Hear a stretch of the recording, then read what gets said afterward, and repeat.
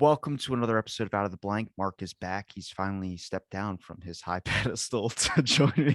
I couldn't hold it in. This I couldn't. fucking guy.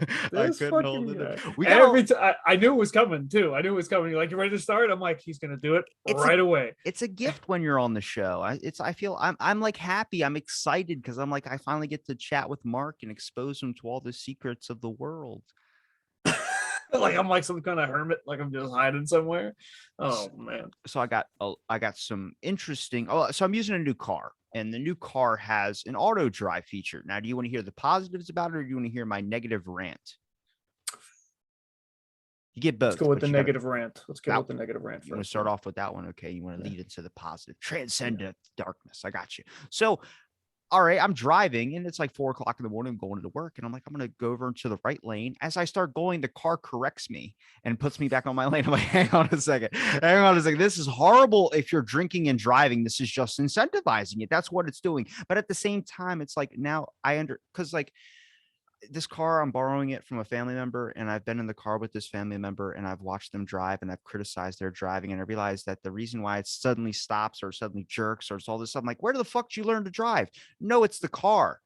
And this car had power over me in this moment in time where I was like, no, I want to go into the right lane. And the car was like, well, I'm just going to assist you in case maybe this was a mistake. Maybe you're texting. It's okay to text. No, it's not okay to text. But the car is now incentivizing bad behavior, which is like when you were drunk and you were driving home, you had to pray to God. You had to roll down the window. You had to make sure that the cold air hits your face so you could try and sober up a tiny bit, maybe smoke a cigarette. I don't know.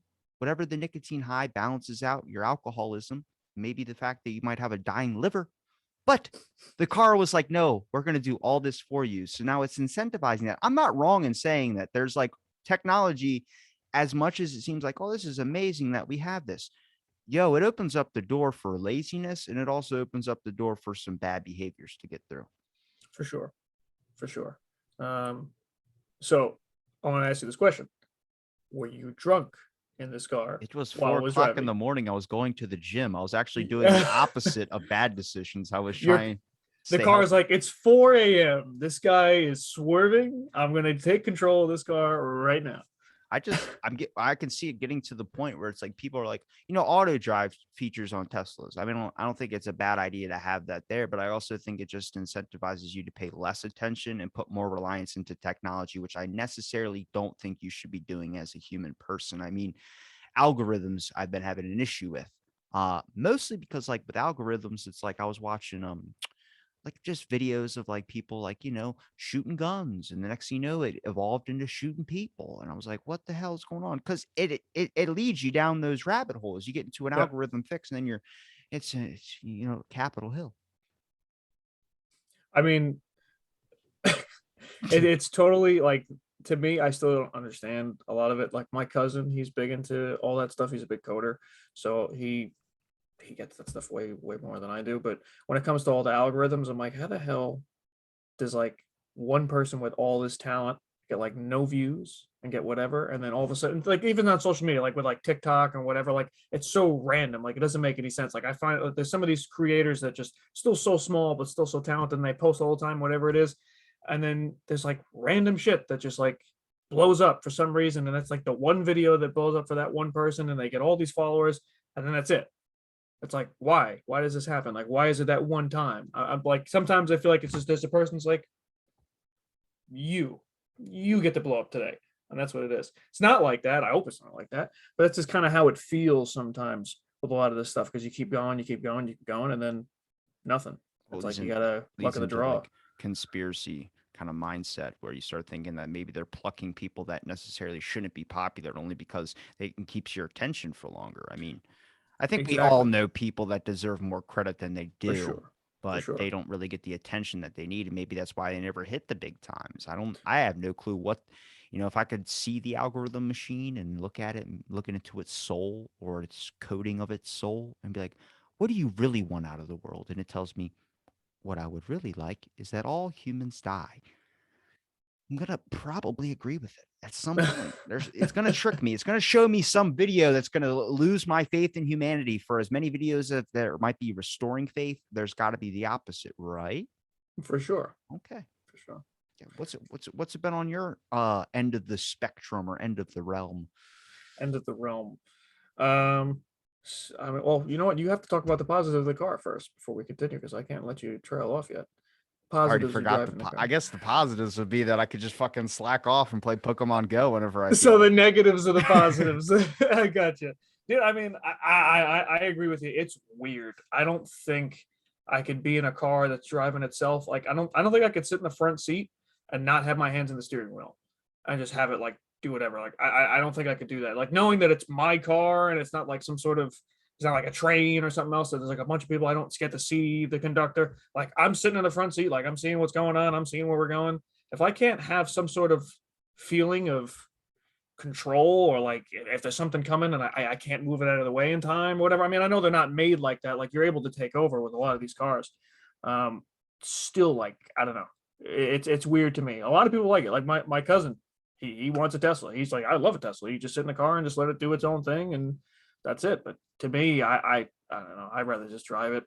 I'm not saying I'm better than a machine or anything. It's just a personal preference. If something's gonna happen, I'd rather happen, when I'm driving. Like I just say I messed up, not like, oh well, I'm screwed. Like this thing is gonna just drive me into a ditch. Like can't do anything about it. Yeah, but they don't hold So the vehicle responsible for they do, those they incidents. don't. The law around these things are so weird, Yeah. so weird. That when it comes to like, because I actually did a paper on this in school. Oh shit. Um, Oh shit. He's criminal attorney. we were trying to talk Oh, about damn it. when it comes down. What? I was gonna do an impression. I had one. I had one picked out in my head because this is the best part about having you on the show. Is not only that I enjoy your company, but at the same time I get to do like noises and shit, and it's okay because you're a voice actor. Everyone, check out Mark Philippe. Look, like self promo, except I did it for you. So it's like you encaptured my essence or my being and controlling the words that I say like a ventriloquist dummy. Except you don't have your hand up my ass. Hopefully. I Hopefully. mean, if you want it there, I'll get some nice gloves and I'll lube it up. You'll be fine. What's it, like 24.99 for that? Probably. An extra service charge. Yeah, there you Like go. detailing your car, do you just get the seats or do you do the whole fucking thing? Yeah. You might as well do the whole thing. Yeah, that's what I'm saying. What were you gonna do? What's the impression? Come on, you brought it up. You got I to do it fucking now. forgot it now. Go. Oh, come on. I don't know. I Uh, do. I want to know about your paper, and then we can get to the next one.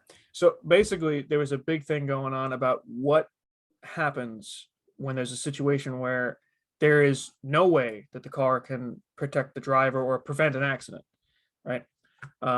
So say that there's two people coming this way, somebody came in, someone's going to get T-boned, whatever it is, and there's no way that the car can react fast enough to avoid it. How does it maneuver in order to, protect life? Does it protect the person that it's about to hit and the other car? Does it protect the driver? Does it matter depending on how many people are in your car or how many people are in their car? Does it matter if it's pedestrian? Like all these things come into play. Like what does the car do? Like does it try to protect as much life as possible, or does it protect the life of the driver, the owner of the car? So we had to like talk about that, like what's right. And it's kind of a like fucking weird situation to even talk about, Dude, because you I paid for this car, and yeah. and now this car is going to protect other people, because not that their lives matter more than you, it's just because they're trying to reduce casualty. And if you're about to drive into a crowd of people because somebody hit you and you can't avoid it, but you have a ditch that you can go into and you're probably not going to survive because the ditch is like, I don't know, like 30-foot ditch and there's like rocks and shit, whatever it is, you might die. But it decides to go into there instead of hitting the crowd of people. People are like, okay, that's fine. Like that makes sense. Like you don't want to hit the crowd of people. But then when it comes to something more simple, like there's a car with a family, and then there's a car when you're in the car that's self-driving and you're by yourself, then what happens? Does the system realize that there's multiple people in the car? Because there's stuff that's getting really advanced like this, that's kind of determining who's in what, in order to protect life. And then when that happens and somebody dies, obviously there's a lawsuit. Most people try to sue, they try to figure it out. Like you said, they're not responsible. So then if something like that happens, does the driver that survived get sued? Is he the one that's punished? I don't know. A lot of this, I mean, from when I did the paper, a lot of it was still not determined. It wasn't sure yet. Like nobody really knew what the ruling on it was going to be. That was also 4 years ago. 3 years ago. Well, So, it's funny you say that because I was looking back at like I had a past guest. His name's Jason Lampro. He was messaging me. He goes, "Dude," he goes, "if you look at this episode 54 of yours or whatever number he rambled off, he goes, yeah, man, like he's like that you get doxxed for that." And I was like, "You understand that 3 years ago and 4 years ago might not seem like that long ago, but in society standards, everything has completely changed in a different way. Like it's oh just yeah, it's evolved so quickly. Like with the AI cars, for instance." Now, if it's an AI program inside of the car that's learning, so learn that there's a new stop sign here, learning using Google Maps or whatever it does on the roads it drives, it starts gaining its progress over and over and over again. When do you get to the point where it starts installing sensors in your car to be able to sense, like just how like your seatbelt knows that you're sitting in the driver's seat and they don't have their seatbelt on. It's got to make that beep noise every 2 minutes. Um, when does it sense and able to communicate just like Teslas can communicate to each other by doing like a honk or something like that? They can do some secret thing that makes another person's Tesla honk. When can it sense that car's sensors and understand, oh shit, this car in front of me, that I'm about to collide into, it's either I kill my passenger or save my passenger. Either way, one car surviving and the other car's not. But the car in front of me is a father, might have a drinking problem, mother might be thinking about a divorce, and two kids in the back. Now, one of those kids is going to die of an opioid addiction, but the other one's going to go to college and save humanity. Can the car get to a point where it senses that shit? That's when it gets fucking nuts, man. I'm gonna say probably not because there's a lot of legal shit that's probably gonna go behind that. But I think when it comes down to numbers, it's gonna be the guy that's by himself is gonna swerve off, and that Well, it's guy's gonna like be done. camera phones. Yeah. Everyone goes like, "Oh, the new Samsung or this can take a picture of the moon." No, it doesn't. It doesn't. This was proven recently was that when you take a picture of the moon on these new cameras that show like a highly pixelated thing, they're adding pixels. They're clearing up the image for you by inserting pixels that necessarily correlate with the same exact pixels that are there. It's not a better camera. It's just adding more and kind of CGIing it away. And I'm like, this is why we have people that believe the earth is flat. Like that's I was watching and this is nuts too. We got to talk about court for an instance. The Rittenhouse thing. I Oh don't my god. I don't even I'm not going to dive down that rabbit hole, but the Ghislaine Maxwell one is coming up and I'm fucking excited as hell because I'm going to watch the shit out of it. That's the Epstein stuff, man. Like I'm like the weird part I think about Epstein is, and I'm going to bring this up and it's going to take us down a weird rabbit hole. But he's a he's has the personality of a working person, but he had the money of a rich person. Yeah. That's a dangerous combination. Yeah. And that's what the wealth class, the higher elites who are too dumb to know how to use their money in a proper way would use against it. Like that's why poor people can't be rich. That's why we don't have people like Post Malone all the time. We don't have everyone's not a Post Malone. I don't think it's like I think for so long it's a I've started to notice, and I think I'm at fault at sometimes for doing it myself too, is that you can push blame on other things, but the real accountability is within yourself. But I also think that you can't just blame the government for scenarios. You can't blame these certain issues. I just think there's not like raising minimum wage, for instance. I might have the unpopular opinion in this. I don't think you should, but I don't think it should be so hard for you to be able to get the job that necessarily you want. Because people like myself, I make $12 an hour. I work at a gym though. I fucking love my job. So I'm willing to get paid because I love fitness. I love the whole working out thing. You just need people that'll accept a salary. You know what? I mean, yeah, you got to live, obviously, but they'll accept it and they'll work because they enjoy the job that they're doing. And sadly, there's no viable options for people to go pursue something that they want to fucking pursue. I mean, for you being a voice actor, for instance, there's a lot of people that are voice actors, but now machines are getting so capable where my intro right now is just a person saying welcome or you're now listening to Out of the Blank. I'm going to have it saying welcome to Out of the Blank in a robot thing. But even trying to get the robot one, every single thing I'm looking through, trying to get the correct one. It's just like we made it more realistic. You want something that sounds authentic like an actual person. I click it. I'm like, Jesus Christ, this sounds 100% like a person recorded this and said these exact words. I was spending half my time. There's a thing out there. You can get any actor you want.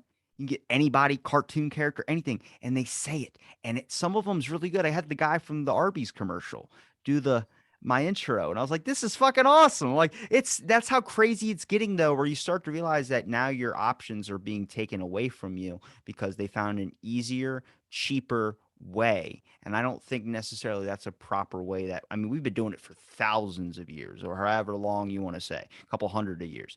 Society's just been slowly trying to find ways to, cut costs. And I necessarily Yeah, don't think that they understand the damage that they're doing until like, that's why I was watching a lot of Middle Ground. I think we talked about it last time you were on. They had fucking, I don't know if it's just me because I've talked to so many people, but I'm sitting there like, motherfucking, they got a point. They got a point. Everybody's got points. And then they had a yeah, Satanist, and then they had the religious one. And as soon as there's a Satanist person, first thing I was like, she has no fucking eyebrows. Now, mind you, I'm simple in the beginning, and then I get on to a more deeper aspect of things. But they were talking about like, I just love chaos, and started laughing. I was like, you're the issue.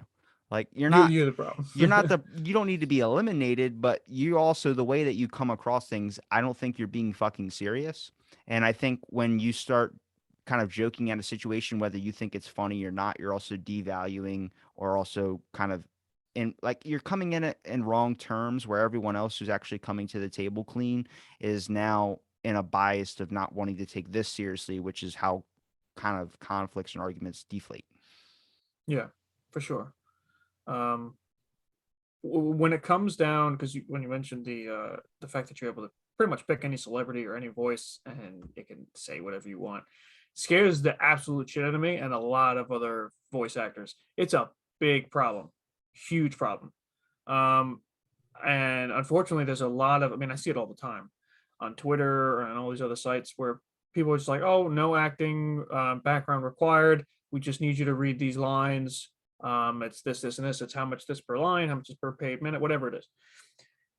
And people, I mean, are going to hop on that because they want to get paid, but they don't realize the dangers of that because you're doing that, and the person is now taking your voice and they're making it into well, they're feeding it to an AI pretty much. So they want to have plenty of options. So they're feeding that to an AI and then they're using it for whatever. So now they're basically taking your voice for whatever other thing, and then they're giving it to this program that's going to keep playing with it, playing with it, playing with it, and they're going to keep testing it. And like my cousin was explaining to me, basically, if you tell the AI what you want, it'll eventually get it. Like it has to just keep trying. Like he was showing me that um, he was able to get this computer. It was either him or somebody else. I think it was him.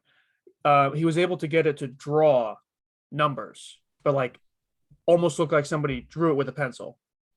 So Yeah. like it was trying to write the letter six, and it looked like somebody actually wrote the letter six. Like it wasn't perfect. It was like he got it to make it look like it was realistic. And the way the AI works, he was telling me there's one part of it that checks it, and the other part of it that tries to bring the false, basically the fake thing. So it's trying to make this fake six. It's not a real six. They didn't actually draw the six, like a person didn't draw it, but they're trying to make it look like a person drew it. And this other program is trying to say, nope, that's not real. That's not real. That's not real. That's not real. And it keeps going until at one point it fools the checker. And they think, oh, yeah, that's a real six. Somebody wrote that, not this program. And it just keeps going and going and going. Same thing with that's more of a simplistic way of bringing it up. He understands it way better than I do. He probably explain it better. But that's what he was telling me. And it's the same thing for voice. It's the same thing with all these different sounds. Like you can just feed all these different sound bites into a program and it could make a song. And you can just have it keep trying and trying and trying and trying and going over and over. And it's like, then you're pretty much removing all the creativity from it. You're putting it into this thing and you're programming it to be creative, which I mean, some people think it works. Some people think it's like, it's amazing. And I'm sure there's some great stuff that came out of it, but it just scares the hell out of me because you're I, going to lose a lot of jobs and opportunities for voice actors eventually down the line when this shit gets better. It's going to be very, very difficult. I mean, you won't be able to replace on screen. I mean, maybe they will at some point, but it's just the jobs are going to narrow down quick. And I just hope that people still have that mentality of if you want the real thing, you got to pay for the real thing, and it's not always going to sound authentic, but that's well, right now. I think So I who think knows? what I start thinking about is with films, for instance, like how long until they can just decide that they can just use one actor, but then find a way to like distort his face using CGI or something, Yeah. and then have what, one or two actors, a male and a female lead or whatever you want to say, and then just have it distorted to the point where you don't have to worry about paying other actors just because it's a cheaper option and people aren't really going to tell the difference. That person might not exist. You go and search up their file, like, that dude's my favorite actor. You go and search him up, and next thing you're like, this person doesn't exist. There's no social security number. There is no identification number. There's no fucking high school yearbook where they had a funny quote, maybe like pointing at the person beside them saying, like, I fucked her in high school. Doesn't matter. It's not there because it doesn't exist, because that person doesn't exist. That person is a figment of technology now. Yeah. It's strange. It's strange and it's weird as shit to me. How come I haven't seen any Mark Filipe posts on your thing? On my Even Instagram, Wolverine Wednesday, I, you're taking. I've been You're off slacking. social.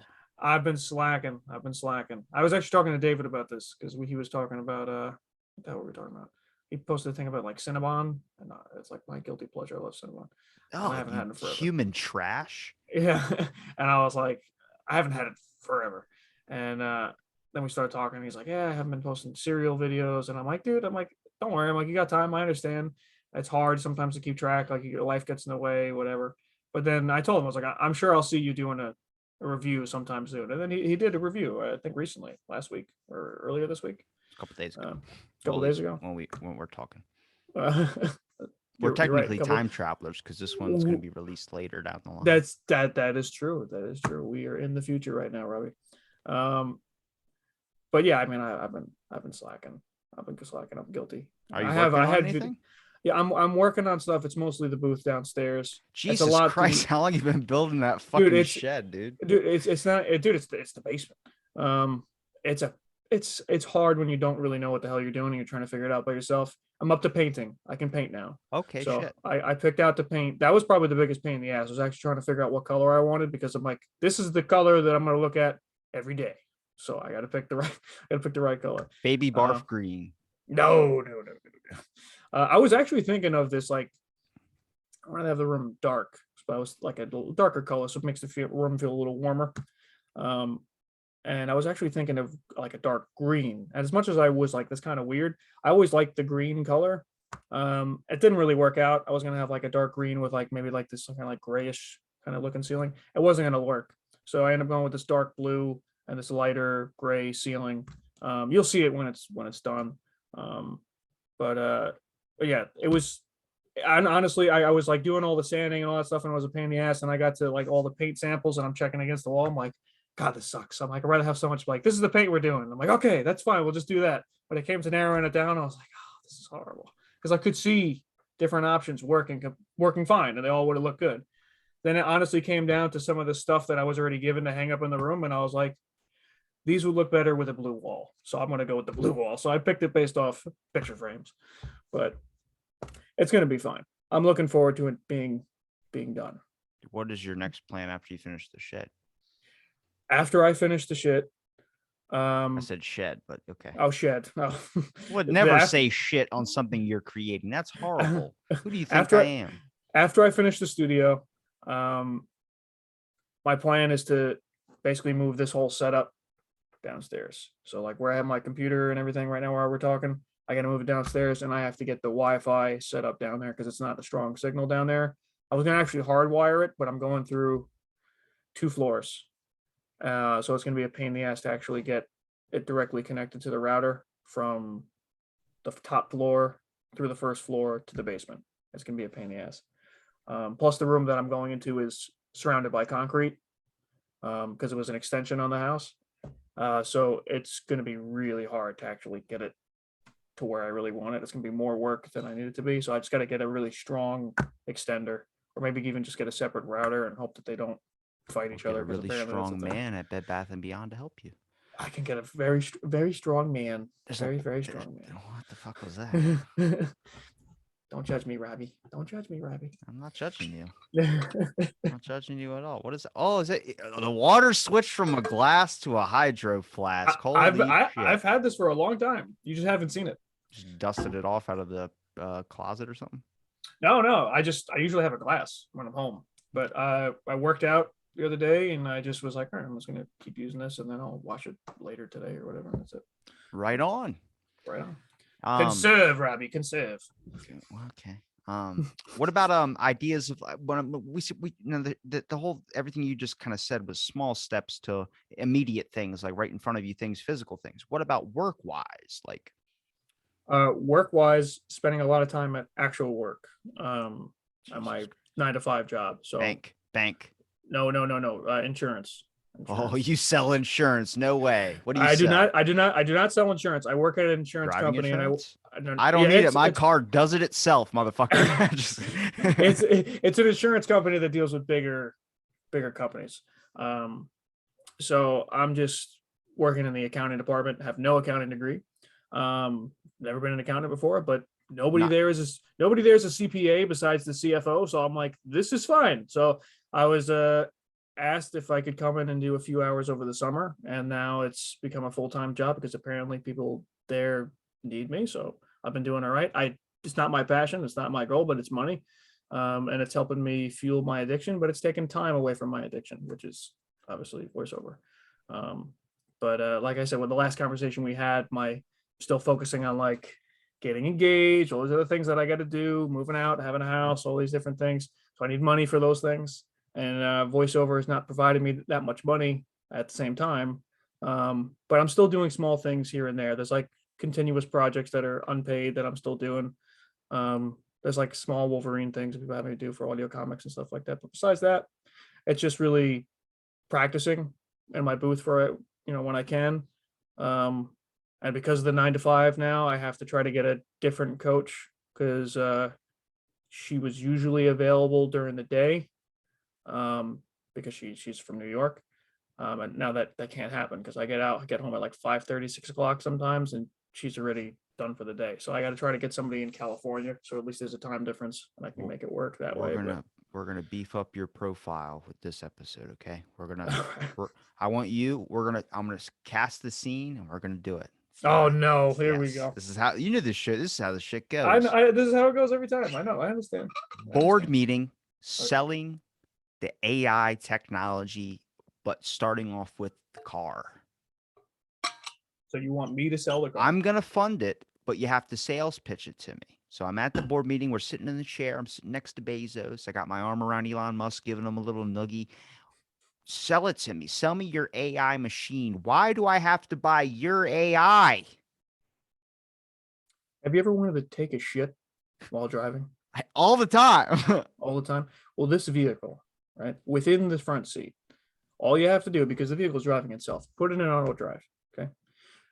You lift up the cushion, toilet seat, right there. TP, passenger seat, right on the side, right there where you can recline it back. There's a little hatch. Open it up.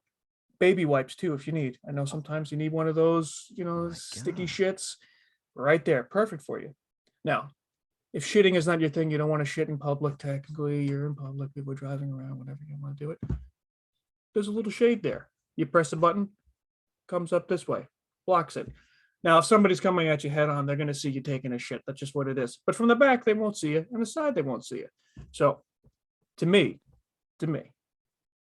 taking a shit while driving, surreal experience. I would want anybody, any of my friends, to experience it because it's a once in a lifetime kind of deal, Elon. Bezos, Robbie. You need to understand. Once you shit in a car, you'll never go back. Well, I got one deciding factor for you. I'm going to ask you a question, and this is going to decide whether I buy into your machine or not.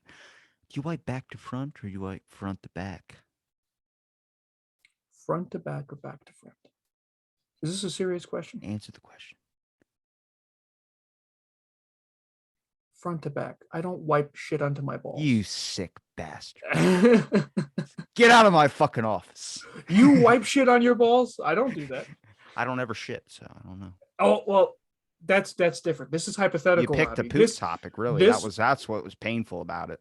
You could have went anywhere with it. The car fucking has cup holders. That would have got me too, but you were just like straight to the, you want to take a dump while driving? I was like, I'd like to. Yes. we want advanced technology these days, Robbie. Advanced technology. And I'm No, we sorry. don't. We want technology that's dumber than ever. That's how it is. It went to fidget spinners and it's all been downhill from there. People have just lost the attention spans. It's the damn TikToks are getting fucking worse. You think I was listening to an evolutionary biologist. His name is Brett Weinstein. Not Brett Weinstein. It is Brett Weinstein. It's him and his brother Eric. Um, he was talking about like that. Oh no, it was Eric, I think. He was talking about how his orthodont like his teeth, his roots of his teeth are too short. As Okay. Dennis said, and he's had multiple teeth like lost and pulled out.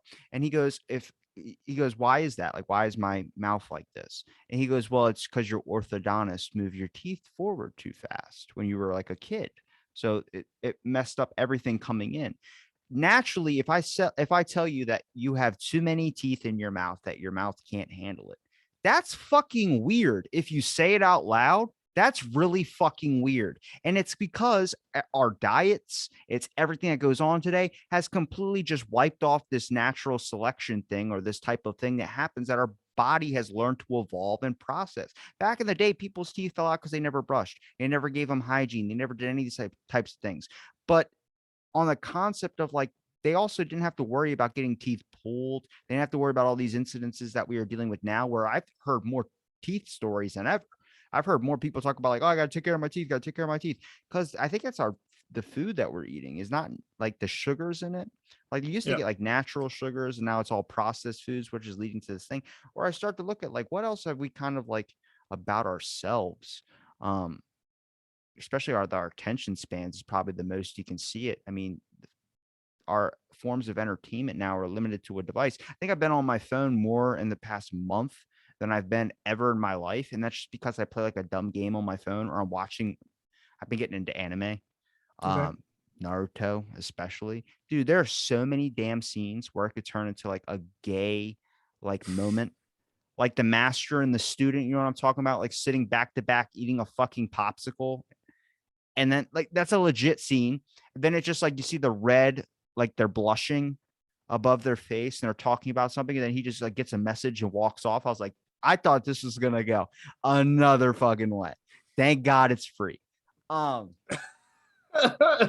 but I think it's because of our attention spans and the explosions every couple of minutes. And it's like it's interesting because I think that is now opening up the door for us to lose a lot of aspects. Like you try talking to a kid now, like it just doesn't. It's weird. I think you're seeing a lot Yeah. more parents now that are keeping their kids, and now you actually have to watch what your kids are looking at. Like I said with the algorithm thing, I mean, I was watching just shooting videos, people shooting guns, or people having fun, and that led to someone pulling off to the side of the road, getting out of their car and shooting somebody. And then like I was watching what was it? It was just the hair cutting videos, the barber doing like the Yeah. line Yeah. of the hair. It led to a person walks into a barbershop with a gun and shoots a guy. The guy goes get out of the way to the customer. The customer runs over to the side, pulls out his gun and shoots the dude dead. And then fucking that's it. And I'm like, my algorithm just led me here. Like this is just reels and it's just going through, going through and going through and going through. And the next, bam, that's there. I was gonna say another one. What do you call it? Damn it. I lost my train of thought. I was trying to grab it. I was like, You got it. You sir, got I got my ticket. Come back. And he fucking just it. goes off. But I think there's a large generation of people now, like kids, like people having kids at my age that are just like, no, I'm not letting my kid. Cause now before there used to be the stereotype, you have to watch what your kid, or you have to make sure that your kids aren't watching anything bad. Dude, they weaponized fucking Sesame Street.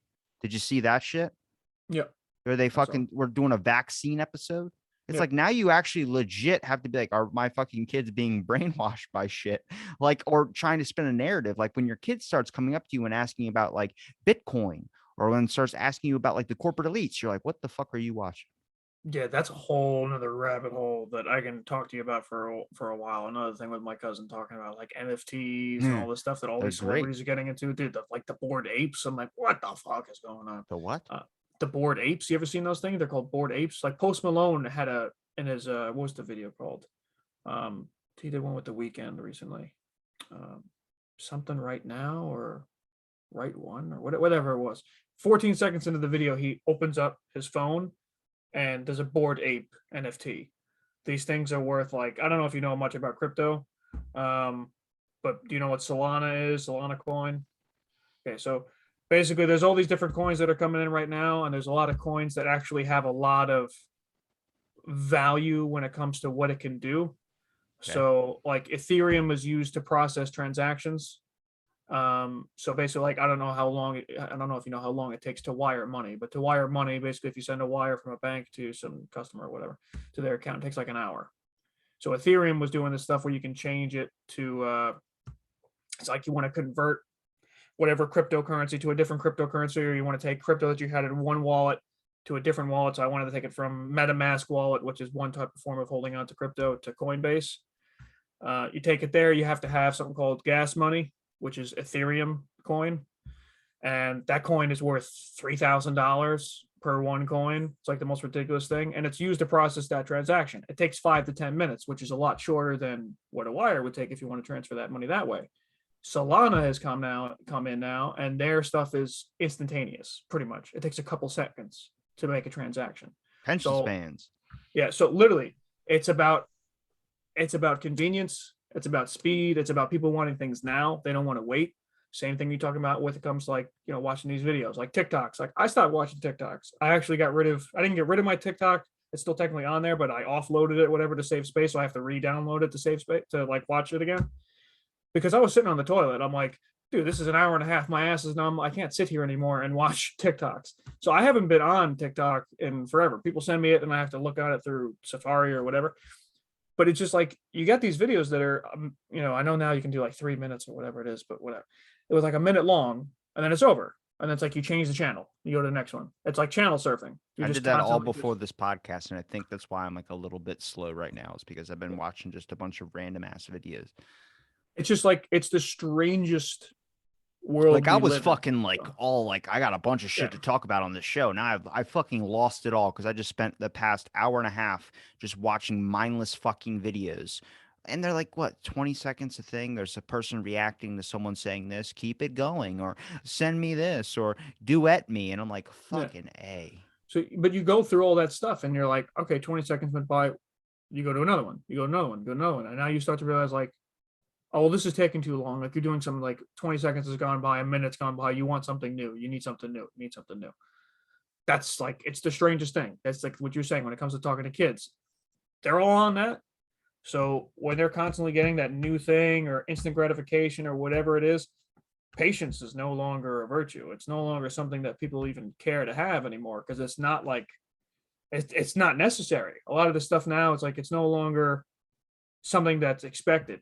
You know what I mean? Like, all this technology that we have, it's amazing. It really is. The Okay. fact that we can do all this stuff, but it releases, not releases, but it removes any kind of natural human, like, normalcy of being like, all right, well, I have to wait for this. I have to work for this. I have to, like, it make something like this takes time. People are like, well, why is it taking so long? I thought, like, they're not appreciating the fact that something like this takes, like, whatever, like, you're calling somebody, that shit has to go to space, comes back down to reach to you, like, whatever, it doesn't matter. They're just thinking, oh, my phone's fucking taking forever, or like, this is taking too long. This is taking too long. It's not fast enough. Nothing is fast enough. So that's what all this is coming into play with all this crypto and all this shit, all these Solana coin. It's all about these faster transactions for people to make more money, and all these celebrities are jumping in on this shit. But the NFT thing is a different thing. That's a whole nother conversation we can have, whether it's today or another time. But Well, natural selection, for instance, like going back to the evolutionary thing. Now, before it was a weak sign of weakness to show your feelings. Now everybody shows their feelings. And I think now this might be an unpopular opinion, might be a heated subject for people listening, but on a concept of like, if you assimilate, your body assimilates to help survival. So those will be key natural, I guess, evolutionary features. You find a way to assimilate, find a way to survive, find things that are going on so you're not the odd man out, where eventually back in the day you used to be killed if you were the odd person out. If you were different, you'd be cast out of society, or you would be stoned to death, or you'd be some type of thing that was different. People didn't like different. Now it's like, I wonder with all this, like all the new generations coming up attached to these devices, where that's going to be a part of the evolutionary cycle, where there's like, how the alphas are now like the underlings now, Like the people that used to be jocks in high school are not cool at all. All the nerds are cool now. I'm not saying that people out there that are like popular stars are nerds. I'm just saying I think the perspective has shifted because their body, like they found a way to become successful, and now people are trying to aspire to be that success. So your body's thinking of that as a natural way of evolving. You have to assimilate. Like I said, 4 years ago, I don't think how I think now. In a Yeah. lot of good ways, that's a great thing. But then also in key features about like our attention spans, for instance, our attention spans are evolving to a point where we're not going to be able to sit through a film properly. You know what I mean? There has to be something every minute. Any film out right now has something to do every single minute, has a joke, has a some type of community thing. I don't see any really. I mean, even though there's a lot of documentaries on Netflix and people can get interested in those, they still do them in a very spastic type way. And I think that's going to lead down a weird rabbit hole. Like, I don't know. Yeah, I mean, with films in general, they can't always keep everything. But now it comes down to, like you said, there can't be a slow or a dull moment for a lot of these films. That's why I get into Um, the corporate elite shit. I don't know why everyone doesn't think it's as fun as me. Like everyone's like, "Oh my god, I don't want to deal with it. It's like politics or religion." I'm like, "We should talk about religion too." Like, what's wrong with Nobody wants to Satanism? talk about any of that. Nobody wants to talk about any of that stuff Oh, you because got to. it's because all of it is politicized. That's Nah, the problem. yeah, yeah, it is. That's CNN's the, afraid to get sued, dude. Imagine if we had our own news network. oh my god, What would we report stories on? dude, I don't even know. I don't want to talk about anything. I just want Stabbings. to. I just want a stabbing network. Oh my Call god, it the I want to, STAB. Stab. dude. I want to avoid all that as much as possible. I rather just keep all that to myself because, like you said, when it comes not even just attention spans, people just can't have conversations. They can't. You can't I have a different can't. opinion. I I know can't at you all. can. You can. You can. I You're in can't. it. I can't. What do you mean you can't? Right now, I feel slowed. Those TikToks got me. They I'll stop with the TikToks. affected my fucking brain. I watched a man get gunned down in a barber shop over a $7.99 haircut, and that's $799, not $7.99, like $7.99. That's how much haircuts fucking are. I got a haircut like what 3 weeks ago, and my hair's already looking fucking long. I'm like, what does that mean? They're like, well, you must be getting a lot of that what is it? Fuck, it's in Jello. I know because I've been eating a lot of Jello. It's in gelatin, collagen. Collagen's Collagen. good for your hair. It's in fucking Jello. Like you must I be gotta getting a start lot of eating more collagen. Jello. Your hair's getting long. You must be eating a good amount of collagen. I'm like, what? So what do I have to eat to make my hair stop growing so I can stop spending $20 on fucking haircuts every time I go when I'm only there for 5 minutes? And the lady doesn't even look. She's like, zip, you're done. I'm like, okay, Yeah, okay. dude, I mean, even my haircuts now. I used to pay. When I was in high school, it was $13 a haircut, which was great. And now it's 26. I'm like, this sucks. I was like, because my hair not only does not get that long, because I get a haircut. As you can see, I need collagen in my life. My hair is thinning. You should have seen my hair in high school. Um, it was a I lot bet you thicker. had an afro. Dude, when I was born, when I was little, and before I got my first haircut, um, I had a curly headed afro. That's what I had. I like these just curly hair. It was like this big, and then got that haircut, and then now it's just like always short. But my hair curls, my beard curls. You'll never see me with a Santa beard. Never gonna happen. It just gets really tight. So when I go and get my haircut, I wait like 3 months before I get a haircut. So I'll get a haircut like 4 times a year. That's really it. And people are like, "You wait that long for a haircut?" And I'm like, "My hair don't go that fast." And when it grows, the only time I actually get a haircut is because I'll get up in the morning and my sideburns will start to curl like this way. They'll start going like that, and that's when I'm like, "Yeah, I need a haircut. You get I the need to get a Jewish hair." curl too? I get the Jewish girls, the Okay. goyles. I get the goyles for the goyles. I get no, dude. I get them. Um, and it's just weird going in, and I'm like, wow, I'm That paying. wasn't kosher. That wasn't kosher. Oh, come on, come on. You had me do the rabbi thing the I'm other day. offended.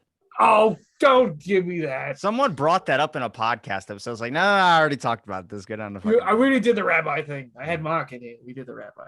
Yeah. No, dude. So you paid $20 for your haircut. When was your haircut? Like 3 weeks ago. 3 weeks ago. Yeah. Dude, your hair grows fast. Yeah, I know. And it's getting white too. It's all the stress. I don't think it's stress anymore. I think it's just genetics, probably.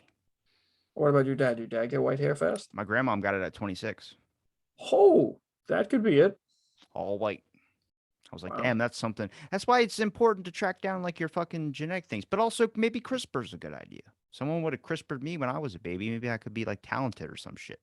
Oh, stop that There's shit. one thing that we're all fucking good at in this world. I just wish there would be an answer of what that is. So then you don't waste any more time doing anything you necessarily wouldn't be good at. You know what I mean? You don't think you're good at what you're doing right now? No.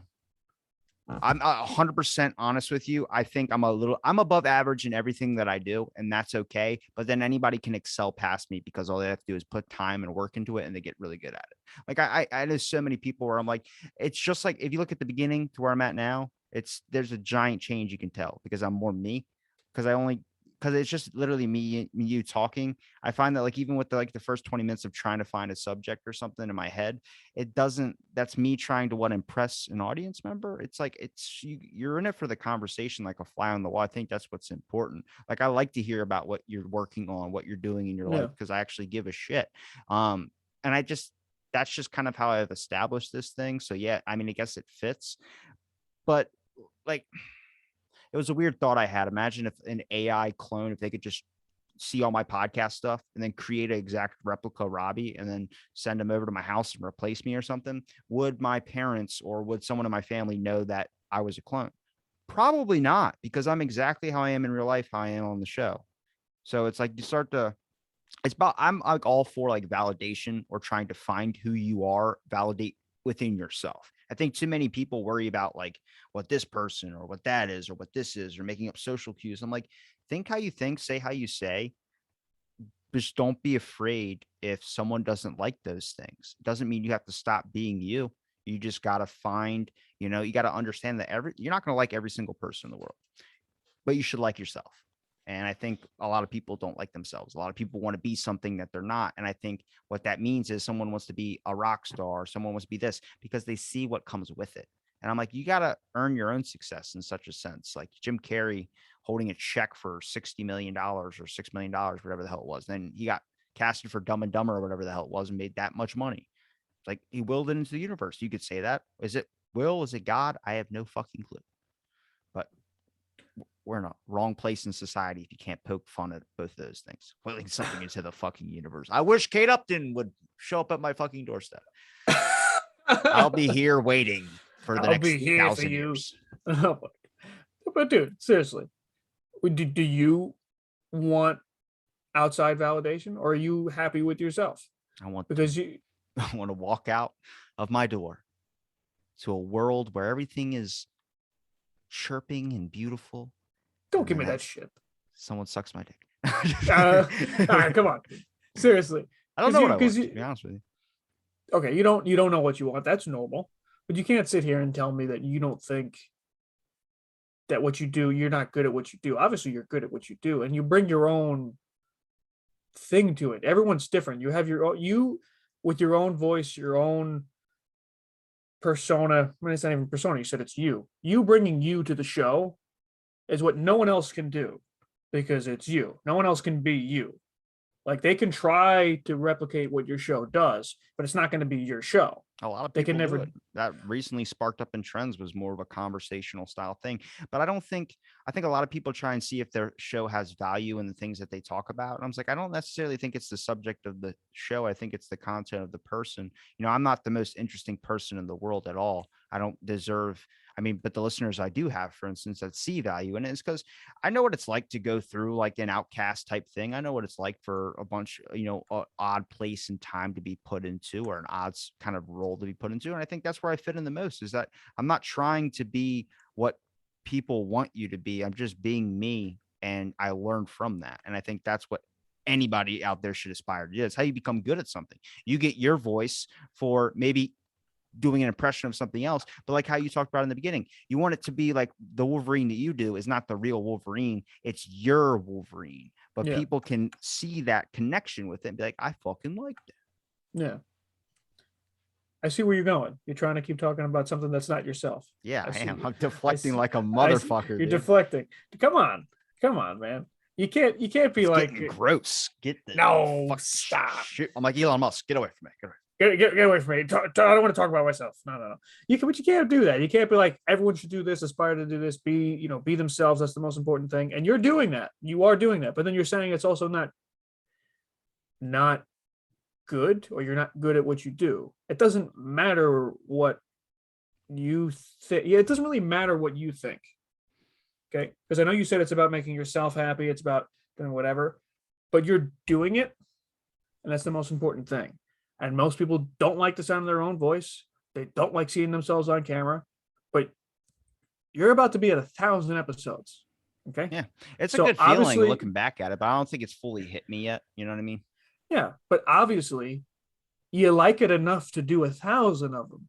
You know I what don't I like mean? talking So, to people a lot. yes. So, but you leave a piece of you in every episode, obviously. And nobody really understands the full Robbie. I feel like with a lot of people that go through all the episodes, they won't really understand the full you because you don't let it out. I I had understand. someone comment, they're like, "You want to be remembered? Then what's your fucking name?" I'm like, "Just look at the show details. It's fucking, it's There's my there." name. No, but I'm serious, man. I mean, like you bring your own thing, and everyone brings their own thing to the table. Whether or not it's good or not is all relative to the audience, to yourself, and to whatever. It doesn't really matter what they think at the end of the day, though. If this shit makes you happy, then you're doing it well. And I know you kept saying that somebody can do the same thing that you're doing, practice more, work harder, or whatever, all that shit. Nobody's really endowed with all these things. People can be given talent, but hard work can beat talent every day. If talent is lazy, nothing's going to happen. But you're obviously hardworking. You haven't stopped. Like I said, 1,000 episodes in, that's not laziness to me. You know what I mean? So, and a lot of people could get discouraged along the way. And I'm sure there's points where you got discouraged and we're like, am I wasting my time doing this? It doesn't matter because at the end of the day, you have to remember what you feel when you're doing this. That feeling that you get of gratification of talking to somebody and being able to have that real conversation that you don't get to see really anywhere else. Nobody's really having a real conversation. And you allow that to happen. To me, I think that's great. You're not a fucking A-list actor. You're not doing all these action shots. Who the fuck gives a shit? It's not real. None of that shit is real. That's all for the audience. This is for the viewer. This is for the listener. This is for people that need it, that really need it. I don't need an Expendables 4. I don't need that. I need a real conversation. I think a lot of people need it. So you give yourself a little bit more. You should give yourself a little bit more credit than you're given, because you're talking about yourself in a way that anybody can do this.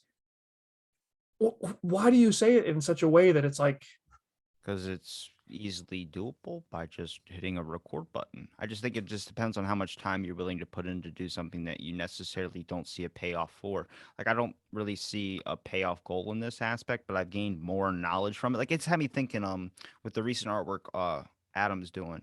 Um, like Dr. Manhattan, the way that he used to talk in like The Watchmen, where they used to be like, "Don't you care about people?" He goes, "I've lost that feeling long ago." Like, yeah, once you start seeing the picture bigger, like I started thinking, what happens if I had ultimate power, like God power, or like I knew that there was other dimensionals that I could just travel to with a snap of my fingers and none of this shit fucking mattered. Like if you had God power or something, you start to realize the insignificance in a lot of things. And I think you can tackle that in a lot of aspects in your life because people come across a challenge that they necessarily think that might consume their whole entire world in that moment. But I mean, if you look at it from a grander view and look at it like minimalize or minuscule the problem that is so, I guess, consuming of your brain to a point to where it's nothing, then it doesn't hurt you as much. I just think that there's a lot of stuff where I don't know if it's necessarily the dramatization of it, but just how we can we can't handle a lot of shit anymore. Like a lot of people just can't.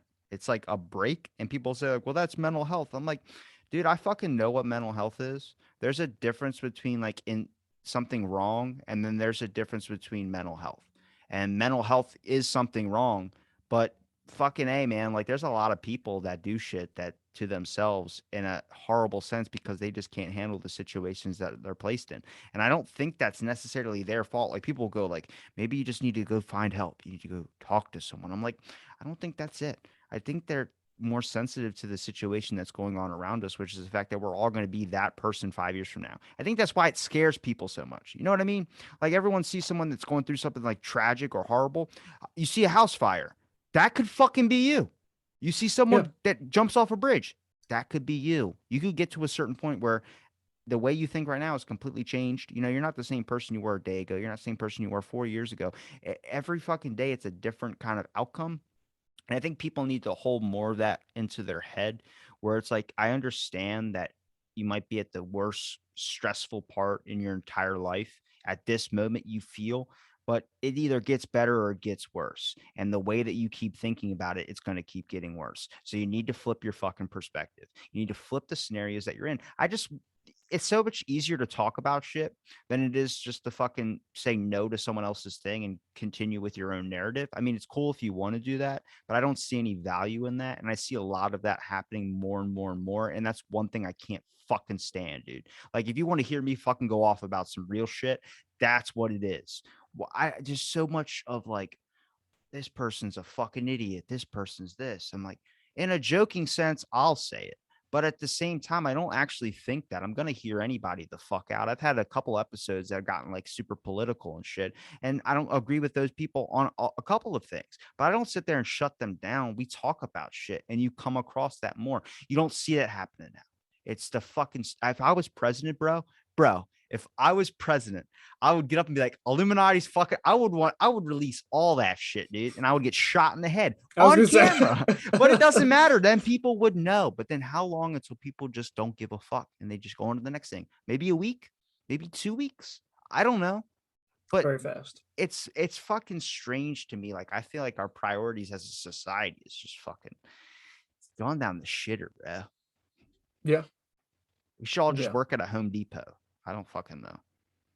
I don't want to work at Home Depot. I had no to one do knows that. where anything is. I had to get a glass window, Okay. like a small one that I could spray paint to get a cool camera shot where the camera was behind the glass and I spray painted the thing.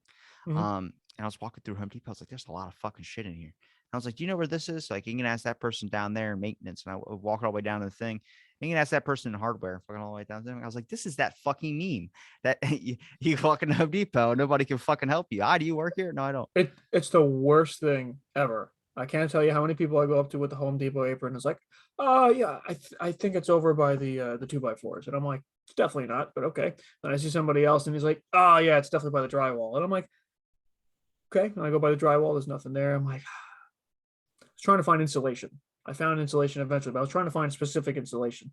I eventually found it, but the fact is that you go there and you got guys that are just working there, and I'm like, I don't know how long you're working here. Now, if you're working here for like 2 weeks, you don't know where everything is, that's fine. This place is gigantic. But some of you, I know you're working here for a long time, and you just don't give a fuck. So that's the thing. It's over there, and it's like, that doesn't help me. Like, over there means where? Like, there's like 6 aisles this way. Tell me which aisle. It's between aisle 1 and 20. You're like, fuck. Like, great. I'll check every aisle. I'll be here for half an hour. This is fantastic. I hate Home Depot. I hate it. It's because people don't care about the positions that they're in or the job that they're in. I mean, there's no job security. There's no living's just so hard right now. And I think if someone asked me the question, maybe at the beginning of the show, someone asked me the question, would you rather make your life easier, or would you rather want to be rich, or would you rather there be more viable options for people to pursue the things that they want? Dude, I think at this point now I'm leaning more towards more viable options for people to want to be able to do the things that they want. Because I think money to me makes my life happy, but at the same time, I'm still going to be fucking miserable if I go into a goddamn store. I'm going to be miserable when I'm walking out in the world or doing anything because there's just a bunch of people that are trying to find a way to get what I have. You know what I mean? Like, you start to notice that if everyone's able to do the things that they want to be doing, then maybe that might lead to a happy world. But then here's the issue that I also started having is that if you let people, like, people always want to blame a problem on something else or say that it wasn't me, it was because of this or because of this. It's like, you can't fucking think like that. You can't. And structural issues, even with the government, the situation that I'm in, situation that we're all in, that we can't do the things that we want to do. We can sit there and blame the structural issues of that. But at the same time, it's like, what are we doing to be able to do the things that we're supposed to be doing? Are we going to sit on our beds on the top with our fucking fingers lapped in or crossed in between each other and just look up at the sky or look up at our ceiling and the fucking popcorn ceilings that we all have that nobody knows why they're fucking like that? You don't know why, do you? No, I have no idea. Exactly, but it's like that. Just looking up at it and going, well, it's not my fault though. It's the government's fault. It's this fault. It's like, you can't. What are you fucking doing to do the things that you're supposed to be doing? Are you building your fucking shed? Are you doing your voice acting promos? Are you doing anything to get your You're Fucking deflecting deflecting. so bad. I know. You've been deflecting for like 25 minutes. Because So I was I'm like, getting emotional. we're never going to talk about what I want to talk about. We never. What do you want I've to talk tried. about? I no, but I want to talk about you. Every No, episode, I try to don't do talk that. about you. No, I don't want to talk about me. You can talk about it off air. Oh, come on. I killed a Everybody family hearing with it my now, car. unless he cuts this out. Everyone hearing it now. My This is a auto guy's- driving killed a family with. This is a thing that Robbie does every time. He wants to talk about the guest, and then he'll talk about, well, nobody really asked me any questions, and that's fine. I'm normal. I'm used to it. And when somebody asks him questions about himself, he deflects. He deflects. Come on, man. It's important to let this shit out. It's important. I have a. You barely I even have- let it out with I me have off a air. pillow that I cry into. Oh, 24/7. come on, Robbie. When are we gonna get to impressions? Dude, enough with the impressions. You can play my We therapist. we can do with this shit all day. This is all easy stuff. This is all. I was this is, practicing. I just wish I could remember what impressions I was practicing. Oh, come on. This is important stuff. This is important stuff. At least to me, it's important. I don't care if you don't think it's important. To me, it's important. Well, I appreciate that. I'm gonna deflect now, right, Robbie? That's what you're gonna say. I am gonna deflect. I just damn it. I don't know, man. I like learning a lot now. I used to hate it in school, and I think it's the best way to say it is that how many people are actually learning the things that they want to be learning. Maybe if you had more people would have drive into something if they actually were doing something that they wanted to do. And it just goes back to that same point of like more options for people. Because I think Ben Shapiro said it. He doesn't hire people with degrees to do like any of his stuff, is because those people that have degrees, a degree doesn't mean anything. And it's like at one point you would think that a college degree was everything. And then now it's like in society, it's like, I don't think you can judge it on the degree anymore, even the highest of degrees. I just wish more actual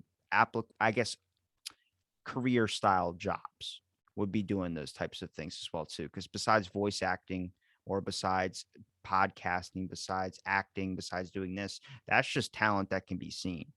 But what do we talk about when it comes to being a therapist or being some type of thing? You need a psychological degree still. And I wonder when in society it's going to be a change, because I think I'd be fucking great at that shit. Yeah, or social work. Yeah, it's a thankless job though. This kid's house is shit. Get him out. Get out of the house. God, I'm taking him home with me. The dad's a crackhead and the mom's dead. You're my child now. No, dude, it is a thankless job. I worked at family court. It was pretty much social work because I had no gun and no ability to defend myself. It is a thankless job. Horrible. Horrible. I'm sure there's other places that's a little bit better, but it was because you're seeing families being ripped apart and kids getting caught in the middle of it. Yeah, but I was watching Dark Shadows with Johnny Depp, and a lot of people shit on Johnny Depp. I just watched a video where some lady handed him like a teddy bear that was like something, and he was like, "Oh, thank you," and it's like really gracious. She's like, "Thank you, God love you, God bless." And then as he was walking away, a security guard went to go grab the teddy bear from his hand. And he patted his hand in a weird fucking way, like hit him like with a chop, and fucking hit him in the hand. And he was like, no, Mike. And he's like, holding. I was like, yes. I was like, I would like to see. I don't know why. I guess because I don't know. He's got a lot of. He gets a bad rap. Yeah. You see, his ex. What the hell is her name? His ex-wife. She did him dirty. She did him dirty. She dragged him to the dirt. Jesus. Here we go. We're deflecting again. We're going to a different conversation. That's important. I like that. No, it is important. It is important. I do like that dude. Fuck, where are we now? You losing me. In the weeds, just like I was planning. Time travel. Wait, you know what I've been always curious about is what's one dream that you remember that has just stuck with you? Like one dream. One dream that I remember. The dreams that I have are horrible. So, yes, this is a great fucking topic. Let's do it. The dreams that I have are horrible. It's always give me one. Your dick splits open and locusts fly out. No, not that. It's always a lot of it is post-apocalyptic or apocalyptic. What? Yeah, a lot of it is that. Come on, tell me one. So, because they all kind of mesh together, and a lot of them were in high school. But you dream in sequels? Some of them were repeats. They just keep going. It's the same ones for a long time. There was one that I actually haven't had in a long time. Used to bother the shit out of me. It was actually not this desk, but it was an older desk that I had, and it was actually that desk because it was in this dream. I'll explain. So I just want to say we've been talking for 11 minutes. We're not talking for 11 minutes. This thing has been recording for a long time. Okay, it says an hour 11 on my I thing. was gonna say, I'm like, it's I not didn't 11. see the other. I told you I I've been can. staring at my fucking phone too long. My eyesight's gone to shit. Oh boy. I'm driving and just guessing at this point. I'm like fucking Where am I going? Where's home? to So your dream. basically, yeah, it's my dream. So this one recurring dream for a long time was, for some reason, we're at this Coliseum. We're at Nassau Coliseum. That's where the Islanders used to play. Um, and we're all out standing outside of it. Some reason it's like a bunch of people, and then some of my family members are in the crowd and whatever. And thing is, with a lot of these dreams, I don't know if you have them, but when you see people that you can tell that it's them, but their faces are blurred. Yeah. You know it's them, but their faces are blurred. I don't know why that is, but I don't know, whatever reason. Um, and it was a weird time. I think it was like, I don't know what was going on, but basically there was some sort of war or something happening, and then all of a sudden, like this plane starts coming over, and my aunt turns to me and she goes, "Mark, they're bombing us," and I'm like, "What?" So we start running, and all of a sudden there's a hill. There's like there's no hill by Nassau Coliseum, but all of a sudden there's a hill, and we're trying to run away from this bombing, and I'm for some reason I'm able to be ahead of everybody else. I'm turning back to see if my family's coming, and then I see this bomb come right down right in front of me, and then all you just see is like I just see a flash of everyone's skeleton, and then they're just like eviscerated. Everyone's gone, and I'm like, oh my god! So I keep running, and I get to this field, and I see my desk. I get underneath it, and bombs are going off on top of the desk, not blowing up. Somehow, my desk is surviving. My desk is keeping me alive, and then I wake up. Happened for like I don't know how many weeks straight. I was always getting the same dream. That's one, and then some of these other ones, man, just in general, because some of them are just they're different.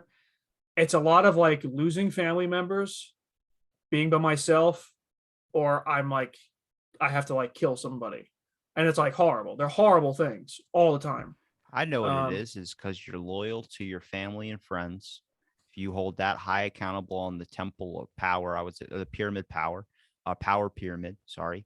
Um, you hold those at the top and you'll do anything that you possibly can, no matter how gritty, to make sure that you protect them. And then in a sense, when you kill someone, it's probably usually after you lose people. yeah, yeah, a lot of times, and then I think a lot of it is also fear of being the last one, dying by myself. I think that's a big fear of mine. Probably my greatest fear, being alone like that. I don't mind being alone in general. Like I don't need people to be around me. Like I don't see my friends all the time. I don't, that's fine. But knowing that everyone else is gone, like they're gone, that's unimaginable. I What couldn't. What do you think you would do if it was like an I Am Legend type thing where everyone was gone but you? And you were kind of just like you would probably have fun the first like week or so, right? And then like next thing you No. know, would just get you really I would have so much fucking fun. See, here's the thing is like it's only not cool because you don't know what else is out there. But once you've explored more and then you've kind of wasted that time doing that, however long that takes to explore the places you want to be able to do. But it's kind of like the Dr. Manhattan thing. Once he knew that there was more than just Earth, there was no point in him being on there, even though to everyone, it's like, this is your fucking home. You got to care about me. He's like, why would I? Because he saw the bigger picture of things. And I think, I don't know. That's why people join cults, I guess. Well, like you were saying that you obviously understand what's most important to me. So if those things are gone, I really don't give a shit about the bigger picture. So even now with the bigger picture, what matters more, like you said, opportunities for everybody, world peace, whatever it is, whatever people think is more important than the here and now, what you have personally with yourself or with your own family, with your kin, with your group. I don't care about that shit. And it sounds selfish, but I focus on what I can control. And I'm not going to focus on this other shit because at the end of the day, when I die, does that matter to me? No. Personally, no. There's people that they have that philanthropist thing about them. They want to save and protect everybody, help everybody. That's fine. I think that's all well and good. I'm not against that. But to me personally, the people that matter, they come before myself and everybody else. So if I didn't have that, the scene in I Am Legend where he basically tries to go on a rampage and take as many out as he can after he loses his dog, yeah, that would be me right away if I had nobody. I'd be just doing that right away. I'd be angry, letting it all out as much as I could, and taking whatever kind of thing that took my family away out the best I can. And that's it. There's no reason for me to be around. What am I going to do? Because I live for them. Obviously, voiceover and everything like that. That's my dream. That's something that keeps me going. It's another love in my life. But in some situation like that, I don't have that and I don't have them, then I have nothing. To me, I have nothing. Well, That's really it. people conflate like what they want to do with what Yeah. keeps them actually moving forward in life. I mean, you can move forward career wise, sure, it can be a passion that someone can have, but I always put family up in front of that. But Yeah, for also, I'm sure. not super close with because I prefer to be alone in a lot of aspects. Because I don't know what it is. It's just it might seem weird, but it's just you. I feel like I learn more with myself, but I'm loyal as shit. You know what I mean? Like I Yeah. think that's a respective trait in a lot of aspects of things because it doesn't really matter what conditions you put them through. You know that you can, as long as you have a number that you can call and you know that they'll always show up no matter the time or day. And I think that's what I try and instill in myself. You know, it's a very just there's a lot of like you don't understand or you don't know who someone really is in a lot of aspects of things. And I think you get to a deeper value when you can sense about a person that you can always rely on them too. Like, Yeah. I don't need to like every single one of your posts. You don't need to like every single one of mine, but we're friends. You know, Yeah. if I message you, you're going to respond back to me when you get done doing like your fucking late night shed shit. You'll message me at like 1 o'clock in the morning. Yeah, man, that sounds good. I'm like, I sent you that at fucking 7 a.m. Come on, man. It's me messaging everybody. That's how it is. It's late. But Don't take it personal. it's, I don't know. It's a strange world. Strange times, strange life, strange business prospects. Well, I feel like we're on the same wavelength when it comes to what we were just talking about. Like you said, I don't mind being alone. You do learn a lot being alone. You learn about yourself. At the end of the day, if you can look at yourself in the mirror and be happy with what you see, that's important. You have to come to terms with the fact that you are who you are, and you can try to make yourself better. You can try to, change things about yourself, but at the end of the day, you are who you are, and you got to live with that. Um, I just don't understand the idea that who you are isn't something that someone's going to appreciate. They say everyone there's a person out there for everybody. Well, there's people out there for everybody. There is I think everyone if you place a child in front of anybody out there, they're going to care for that child if he's being threatened or if she's being threatened or if whoever's being threatened.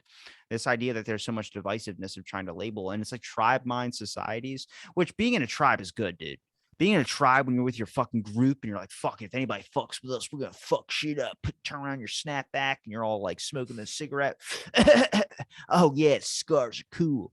But it feels good, but does that necessarily mean that it should be a spot where you're supposed to be? I think in life you need to feel uncomfortable. I actually try and put myself in scenarios where I feel uncomfortable all the fucking time because that's where you'll experience the most growth.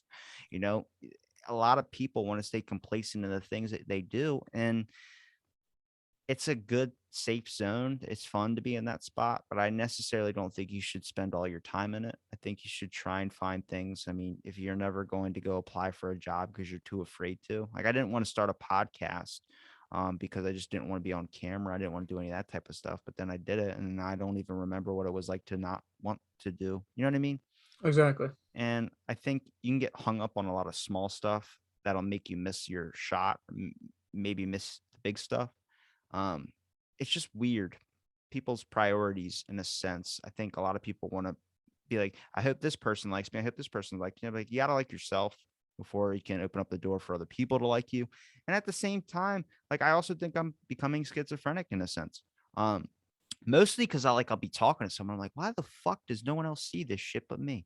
Like, do we not see the inner workings with the corporate elites? I'm just saying. I'm bringing that You're, back up. you're not the only one. Okay. No, why nobody wants to talk about it? I don't know. Nobody wants to talk about it because they're worried. It's fucking Disneyland is coming for everybody. I hope people understand that what the fuck are we talking about with Disneyland? They're sponsored by Pfizer. They have dealings with fucking it's nuts, dude. I'm losing my shit. I'm over here like tapping my fingers with OCD because I'm afraid that like Beetlejuice is gonna come and get me or some shit. I don't know. Yeah, all that stuff is connected. It's weird. I've talked about that with a lot of my buddies. At this point, it's like it's been such a topic of it's been a main topic of most of our conversations. That's just like I don't know. You almost have to feel defeated. But You're would like, you want to know that it's all like that? Would you want to know you're on a scripted show? Would you want to do that? Would you want to someone gave you the answers and told you that everything that's happening around you is set this way and it's always been set this way and you're not going to be the exceptional difference? Would you like that? Would you if they gave you if I offered you this, if I offered you $100 million or if I $100 million right now, right here, or if I said you can make $50 million using hard work and you'll know you made that 50 million with hard work, what would you take? I would work for the 50 million. Why the fuck would you do that? You're down 50 fucking million. You think anybody cares that you worked hard to get that 50 fucking million? I Nobody care. gives a shit. You might care, but I care. nobody gives a shit that you did that. So now you're down I don't. 50 million, but you could Why use am that I? 100 million and double into 200 million. I heard that on a radio show where a guy was asking people and he goes, everyone would answer with the hard work thing. He goes, you're a fucking idiot. Because why wouldn't you accept the double the money? What? Because it's hard work? Nobody gives a shit about that. Even if yourself, you can turn that 100 into 200. Now you have Okay. All it's right. the same exact impact to saying I worked for the 50 million, but now you have more money and now you can give it to whatever the fuck you want to give it to. You can even reduce yourself down to 50 million. Doesn't matter. And I think there's like different mentalities and different perspectives. And I think that's the best part about how why everyone thinks so differently on things. But when I get angry is when people start eliminating their ties with people that think a little bit differently. Like I follow so many different people on Twitter. I don't necessarily agree with all of them. I have people that say like Joe Biden is my president. I'm like, you're fucking nuts. But whatever, he is technically, but Yeah. it's their perspective. It's their want to live in. When I get angry is when they shut down another person's thought or another person's thing. Because when someone comments on your post that necessarily doesn't agree with you, might be saying something a little bit different from you. Why do you read it like it's attacking you? And people read it like it's attacking them. And now I start to think that we start to say, try not to deflect onto something. I don't want to deflect on the fact that there is something set up in place to make you combative with the people around you. It's more like the Civil War than anything right now. Father against son, son against father, brother against brother, all over political shit. And I think it's good. We should know what's going on in our country, but I also don't think people are getting the proper information. I don't think I'm getting the right information at times either. I have to go through a bunch of different things and look at many different articles and many different things. I might get some things confused too. But like the idea, like you can label anything a conspiracy is like, is a conspiracy the fact that, I'm not going to even talk about the pandemic or anything, but there's just been so much fuckery that's going on that people don't know what to believe in, which I think that causes an identity crisis, not only in yourself, but also in the things around you, where you can't trust your family anymore. You can't trust anybody anymore. And it destroys the values that I think me and you really appreciate. And I think we know this, and you can nod your head and accept it as much as I do. And that's because we hold those values ahead. And a lot of people hold themselves in front of their, I mean, that's not their fault. Motivational speakers tell them that you are the most important. You are the one that's got to get your goals. And then it's kind of like, I mean, competition's important, but it's gone down a really shitty path, man. Like it's gotten to a point where cutthroat used to be the business. Now it's the whole business. Like I meet Yeah. every fucking business out there. There used to be different variations of business, hard work and do this and do that. But now it's not, I don't give a fuck about that person. I'm going to do what I have to do. That means leave that person on the side of the street because you don't want them to get to their meeting. You got to get to that meeting, get that job proposal. I don't know a whole lot of people that would be like, no, that's not right. They might say it if the camera's on them, but deep down in their heart, do they feel that? Probably not. Because there are times I see like someone in a fucking like say something stupid as shit or be so abrasive, say like all people are born racist. It's like I just want to take their fucking head and shove it in a goddamn deep freezer. But I don't. I don't. Like I feel like a lot of those people that are so far one side don't really believe what the hell they're saying. I feel like it can't be real. Some of these people are just like so. I don't know whether it's one side or the other. I feel like at some point these guys are just saying it and they know that what they're saying sells, and whether it's good or bad publicity. And I think they know that and they're taking advantage of it. And I think at the end of the day, they're probably more neutral than people think. There's definitely people that are like that, but I feel like a lot of these people that are just it's all the time, it's constant. They're always trying to get on air. I feel like it's just for the green, What's your you know. biggest fear? Oh, I told you already. Dying alone. I thought it was the nightmare. Well, that's your biggest fear is dying alone. Dying alone. Yeah, dying What's your alone. biggest mental fear? Biggest mental fear. You gotta have something in your brain like a phobia. Doesn't even have to be like spiders or anything like that. Like my biggest fear I thought was that there's so much information out there I'm never gonna be able to understand it all. So that's like just keeps me going to the bigger goal. But I think also my biggest fear is I wouldn't say being alone. I actually like being alone a lot. Um, more So time like to you said, masturbate. No, I'm it's just no, but kidding. I'm saying, but you're being alone and then being alone, like actually being alone, is Yeah, very different. Like you said, not having that ability to make that phone call when you need that person, whether it's they're calling you or you're calling them, that's there's that hits you differently. Yeah. physically being alone and then not having anybody to turn to. When you Yeah. realize, I think it's like the thing about immortality that a lot of people, like I used to bring up about an argument to immortality is like people dying around you always have to constantly go on while you watch lose other people. That would be your hell, wouldn't it? Being immortal Yeah. and all your, but you would have new people. You can make a new family. And you know what's funny? You know what character that happens to his whole life? Wolverine, Yeah. Right. the inner mess. Did you see the new game that's coming out with them? I saw the trailer. Really cool. I'm curious to see what they're gonna do for the voice. Curious to see I who wish they they're had gonna. like new superheroes, like something with a fucking off power that just doesn't make any sense, but like he's the most powerful of them all. They do have this is a lot of indie comics that come out that are pretty good. One guy, Jack Irons, he's like a steel cowboy. That's on Twitter. Also, I'll actually send you the thing. Um, they're also digital comics, but I bought the because I like the feel of like the real Paper. comics. Um, so I'm waiting for the third one to be Stick a booger in for page paper. 7 and flip it over. No, but no, it's like if you're looking for new stuff, that's pretty cool. But I mean, you read anything nowadays, a lot of like all of these original ideas, everything is like built off old stuff anyway. So you get a little bit of somebody everywhere. But yeah, there's a lot of cool indie stuff out there. Not like big mainstream things, but I know Marvel's trying to bring in the new, well, not the newer characters, but they're trying to bring in some characters that most people don't talk about. They're talking about like Moon Knight now, and what is it? They're bringing like they did the Eternals film, which I Because they're still running out of shit to fucking do.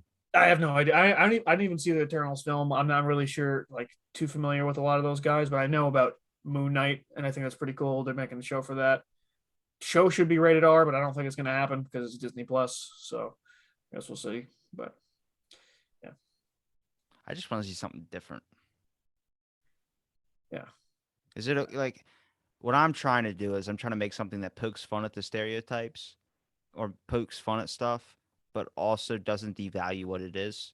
I just think that okay. the way that we've like appreciated a lot of things, like I'm not saying art is kind of dead. It's not dead. I just think it's taken a new form. But I think like there used to be like fucking people painting chapels and like these amazing like the fucking when you walk into like a church and they have the fucking stained glass art. Now someone can just sell a sculpture that's nothing there. I'm like, I'm not mad at them making money that way, but I also think like society's gone to shit. I don't Yeah, know. It's not a good feeling. yeah. I mean, like I was saying before, that beauty and value and all that stuff is relative. It's relative. So if somebody sees value in that, they see value in it. And if that person has a big platform, like I said, like these NFT shit, like the board ape things, like these little JPEG things, for some reason somebody sees value in it, and those things are selling for like a couple $100,000 sometimes. And to me, it makes no sense, but somebody with a platform sees value, and they sell it, and then everybody else starts seeing it as like a new fad. They want it, and all of a sudden it's a new thing. If you could Weird. have one answer to anything, what would it be? One answer to anything. One answer. Jesus. One answer to anything. I want to know if the Illuminati's fucking real. It's got to be real. It's got to be real. It's got to be. It's got to be. Who do you think's leading the charge? It is a group effort. I That's think what this I is a think. whole. That's I what I'm think it's a thinking group too. effort. Look at that. We're on the same wavelength. I think it's a group effort. With a lot of these things. Can I With get a to lot a of this point stuff. in society where I'm like, I wouldn't even wear like I'd like to be a lawyer, but I would like to be the lawyer that walks in a t-shirt and then just normal clothes. Not a. Why do we have to do it in suits? Why does everything got to be a goddamn performance? It's so fucking nuts to me. They drag on these trials for like 11 or 14 days. And it's like, oh, there might be a mistrial. Got to start from the beginning. I'm like, don't you fucking dare, dude. I did 11 days of this bullshit. Every single day I woke up to watch this shit. And now you're going to be like, oh, it's a confliction of emotions. I don't give a fuck. Jail or no jail. Pick a point. The law is very complicated. The law God is very damn. complicated. I don't know. I would like to get to a point where I have like be able to walk into court and just wear my red. I'd be 2 court cases. I mean, come on. John Hopkins and state of Maryland. What's up, bro? That's 2-0 with the biggest fucking possible. I mean, I'm a fucking lucky man. I get slipped in some weird scenarios, dude. I'm telling you, my whole life has been odd off scenarios, and I fucking hate it and I love it because I think that developed my personality in a sense. Yeah, everything that's happened to people in their life and become a little piece of that becomes a part of you. I'm trying to think of the answer to that thing. The one answer that I would I'm want giving to you know. filler. I'm talking a little bit and trying. I I know, can man. give you I an know. impression if you want to try an impression. You can do whatever you want. That's a big question, man. It's a big question. Yeah. Aliens, maybe. Like I said, I don't give a shit about any of that. Why? Because I don't. They made people, bro. Did you hear that astrophysicist, the one who's really respected, talk about? And I played it on an episode. He was talking about how, like, well, we've made clones. Why don't you just send a clone up into space and have them do all the testing for? I'm like, he acted like that was normal as shit. Yeah, I saw that. I Like, saw that. that's fucking. A lot of people are hearing that for the first time. That just fucking pulled their car off on the side of the road, walked out into the middle of the field, and just stared out openly into a blank field and watched probably maybe 2 deers fuck. I don't know, whatever happens in an open field. But they looked up at the sky like, what is my life? Like, it's that meme where you start contemplating your own existence. I would love it if we talk about frequencies. If you could think so fucking hard, you could create something with your fuck. I bet you there's a capability in our brain for that. I bet you our brain is way more powerful than we think it is. I think that with our sleep paralysis, lucid dreaming, all these types of things, I think there's a way to construct that into an actual reality where you can have it transition into this one. Why, when I sleep 30 minutes, I have a dream that lasts like 10 years. I had a dream that makes me cry if I think about it. I've only said it once on this show, and I'll probably never say it again. Now that you bring it up, you got to say it. Now it was rough. You can't do that now. You Don't would even talk. You would fucking hate me. Why would I hate you? Because it's so horrible. Okay, try me. Damn it. I should have went with the other one. I had another one. You keep digging yourself in a hole. You're like, you'd hate me if I tell you this. I'm not going to tell you. You hate me. I had a dream. I was in a relationship. And we're having a kid. And it was like real time going. So like every day passed, like every day. Then I think it was like a little baby. And I'm not good with little kids. I get scared because I just don't know what's going to happen if they're that small. I'm like, fuck, I'll do something wrong. I'll squish the soft spot and their fucking head pops or they'll. Every parent worries about that. Yeah. Every person pop out of it. That's a big fear for me too, is an eye popping out of my fucking. Anything with my eyes is a direct fear to me. Anything at all. A blade going into it. I had a recent episode I was watching my buddy's horror film on air, and I didn't know the scene was going to lead to the lady sticking scissors in her fucking eye, and I legit lost my shit on screen. Like I had a mini panic attack. But I had this little baby, and I was holding it. I was so fucking happy, but then started crying, and I'm like, does it need to be changed? No. Does it need food? No. Maybe it's thirsty. Yeah. So I'm coming over to the sink, and now I'm like floating above my body. So I see like a shoulder view kind of looking at this baby. And I'm by the kitchen sink, turn it on, get a little bit of water, and I go to put it in its, feed it, drink, give it to it, give it a drink. Here's the horrible part. The water was black and the baby started screaming. And I was like, oh shit. Like, I'm not even paying attention. I'm like half dad brain. And I go put the water on this again. See it? It's now clear. Fill it up in the cup. And I start feeding them. Like giving them the water. Chugs it like a whole cup down, like a fucking large cup down fast. Now I didn't know this, but now it makes sense. God damn it, I can't laugh at this part.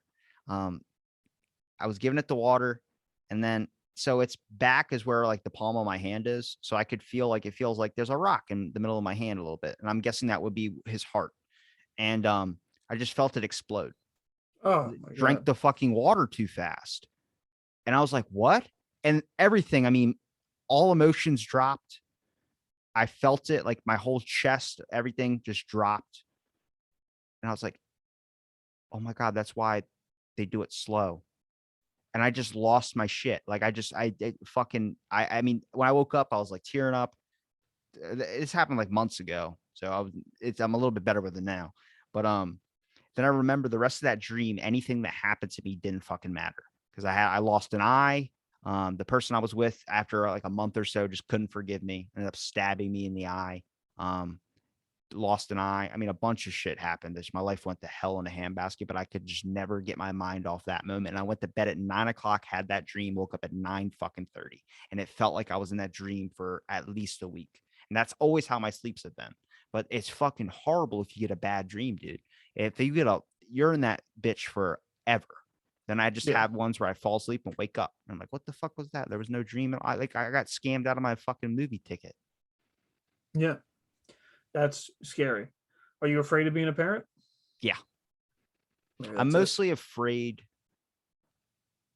that my kid would be like mentally challenged. I know that sounds horrible to say, but I just know that I don't think I'd be equipped to be able to handle that. Like I give any parent who's a parent of a kid who's emotionally or mentally challenged, I give them so much props and so much credit, and they have all my respect for their eternity. Because I've watched videos where like the parents are just completely different. They're open to everyone. They love everyone. It's always like I watched a dad who was telling his kid to draw a bunch of things. Who's like mentally challenged. Kid drew a bunch of awesome things. And the dad was just had a shirt that says love everybody, only love, like that type of shit. And I'm like, I get it because it changes you once you start. I think that's why it's important for like parents to be involved with their kids. And also at the same time, you can't just baby them 24/7. But there's important parts of having a family structure, and it comes from that aspect of like, you got to hold and appreciate that. Also, at the same time, it's I give them props because that's a hard task. I don't think I'd be equipped to be able to handle. I read a book about this in high school. That was from a brother's perspective of his brother who was mentally challenged, and he just hated the fucking kid. Talked about how his dad was a deadbeat dad, and then the start to see the dad's perspective later on in the book. And the dad's like, "Your mom just told me to go because she saw I couldn't do it." Like after weeks and weeks of just screaming and crying for no apparent reason, not like a baby normally would, just like someone that didn't understand what was going on and they knew at such a young age, where it's like, fuck, dude. Like you start to see that perspective of like, are you doing more of a hindrance than a help? And that like it just is always stuck into my head. I don't know. Yeah. Yeah. I mean, I feel the same way. That's a fucking And emotional thing I just said there. Don't fucking talk about that ever. it's good that you did. Fuck you, Um, Mark. Fuck you. Fuck you too, Robbie. No, man. It's being a parent is a thankless job as it is. Um, but when it comes to dealing with or having a child that has, you know, either they're mentally challenged or emotionally challenged, physically challenged, it's very hard. And like I said, you give them a lot of credit. Um, a family member of mine actually has a child who, um, his autism is pretty severe. He's still nonverbal. Um, Best dad ever though. Best dad ever. He is the perfect dad for that child. Anybody Um, like that should just get a hall pass for life on anything they fucking want. exactly, exactly, and you can tell right away because when you see his son look at him, it's just like his whole face lights up. Like he loves his mother, obviously, but he's such a good dad that's like he sees daddy and it's just like you can't help but smile. And the kid is a great kid. Obviously, he's nonverbal. He has his challenges, but you take a house full of kids, Christmas Eve, New Year's, whatever it is, you got all these kids running around. He's just chilling, hanging out with everybody. Doesn't You don't really get to have a conversation with him, but that's okay. You can try. He kind of gets a few things out there, but you can just sit with him and play with him. You won't hear a peep from him. You won't. And there's a lot of difficult things that I know he has to deal with every day on a daily basis. Um, but you got to have that patience. You have to have patience just to be a parent in general, and it's a scary thing. I mean, we're both young, so I want to have kids. I'm sure, like you said, you want to have kids. So when it comes down to that, you're never really going to be ready until the time comes where you have to have the kid in your arms, and you just figure it out. But you're not going to be alone. You're obviously going to have family members. You're going to have your wife. Um, you're going to have friends that are going to be able to help you. And we live in a day and age where you can look up anything and try to figure it out also too. So something like that in that dream, obviously it's not going to happen. It's not going to happen to you. You don't fucking know that. I know it's not going to I know I'm happen. not going to let him drink water for a long time. Baby has the bottle. Okay. Okay, And the one baby's not little going sip. to, One the little baby sip. is not going to, the baby's not going to chug a full glass of water down it like, I you could know, have this, that kid that's doing a TikTok that can just a giant bottle of water. I'm not yeah, talking you're about not the going to, grapefruit video where the lady's sucking on a grapefruit like a rocket ship. no, you're not We going need to, we need more of that in society. We need more like old school. Like I miss the old school commercials, dude. They used to sell you fat burners. Now you don't hear a fucking thing about any diet trends on fucking line because you can't. You can't. It's with very your very. liposuction commercials though. It's I still hear weird those. though because even if a doctor was going to say you need to get into shape, that's sketchy territory because they don't want to lose their career over saying something like that. You notice how during this pandemic nobody has said a goddamn thing about getting fucking healthy or doing anything, working out, changing up your diet. They didn't even promote vitamin D because vitamin D is generic. Anybody could make fucking vitamin D. Any supplement store, they would go off the charts. They kept it one way, and no politician's going to say you need to lose fucking weight because they want to run again, right? People don't Yeah. like to be told that they need to lose weight. That's a horrible thing to say to somebody. Because Yeah. society back in the day used to tell people, you don't say this, don't call someone that, don't call this or that. Because it was for a good point, because it was getting taken the wrong way. But what about if it's just saying, hey, like my kid needs to get healthy because I'm afraid he might get, you might not be able to handle COVID if he got it. Now you could be fat shaming your kid. It's like, what? No, I'm just making sure that my son fucking survives Yeah. or has the best chance. It's a weird world we live in. It really is. Um, like you're saying earlier in the conversation that the world 4 years ago to now, it's like It's drastic change. unrecognizable, dude. It's if somebody told me that this was gonna happen, I'd be like, "You're joking! Like, it's not gonna be like this. Like, maybe it'll get something close for like when it comes to political correctness and all that stuff. I understand, but to this, no, It I used to be I, I wouldn't I support wouldn't your believe it. it used to be support your veterans. Now it's fuck you, punch a veteran. That's literally what it is now. There used to be like every veteran video you see has just limited or I guess overloaded the market with homeless people or these types of things where you see him going crazy on a bus yelling at someone. There used to be a person in my town named Boardwalk Elvis. He was very, very popular for like doing like walking on the boardwalk as Elvis, like in the 70s, just for a very long fucking time. Actually, I'm gonna look this up because I think Elvis was he during the 70s? Yeah, I think so. Elvis is a fucking a hero in my eyes. Not Oh Boardwalk yeah, Elvis. The actual the Elvis. actual Elvis. He Yes, was I the understand. first person to go through fame. He went through every fucking pothole that no one wants to look at his template and be like, don't do what he fucking did. He stepped in every fucking mousetrap that was out there. Yeah, no shit. But there was a guy named Boardwalk Elvis around the time Elvis was a um icon. He was a kind of an impersonator. Then he kept that throughout. Everyone knew him. Boardwalk Elvis is Boardwalk Elvis. Now, towards later in his life, he became a little bit crazy. And I remember I was in a store. I used to like be like, give him some money as a kid or something. You're like, he's an awesome dude. He always rides his bike all the time. Everybody knew him. Then I was in a store one time when I was older, like a couple of years, I guess before the podcast. I'm sitting there buying stuff, and he goes, "It's you fucking kids that are ruining this world." And I'm like, "What?" Like, and it kind of became crazy, but that's every fucking veteran video out there is that type of shit happening. And I Yeah, think now people think of it differently. Like I had a person come into my gym and go, you still open on Veterans Day? I'm like, yeah, it's fucking Veterans Day. And he looked at me weird. And I was like, oh yeah, you think of it differently than how everyone thinks of it now. And I think it's because now every time you see is just homeless people. I watched a good homeless person video, which was that a homeless person, a guy walked up to a homeless person who was a veteran, and he said, my car broke down. I don't have money for gas. Could I get some gas money from you? And the guy goes into his tent, comes back out and gives him the only cash that he had. It was $4. And the guy goes, no, I don't need your money. Here's $200, and gives the guy this. But this is the guy I'm talking about in my town. Boardwalk Elvis. This man. oh shit. Norman Webb.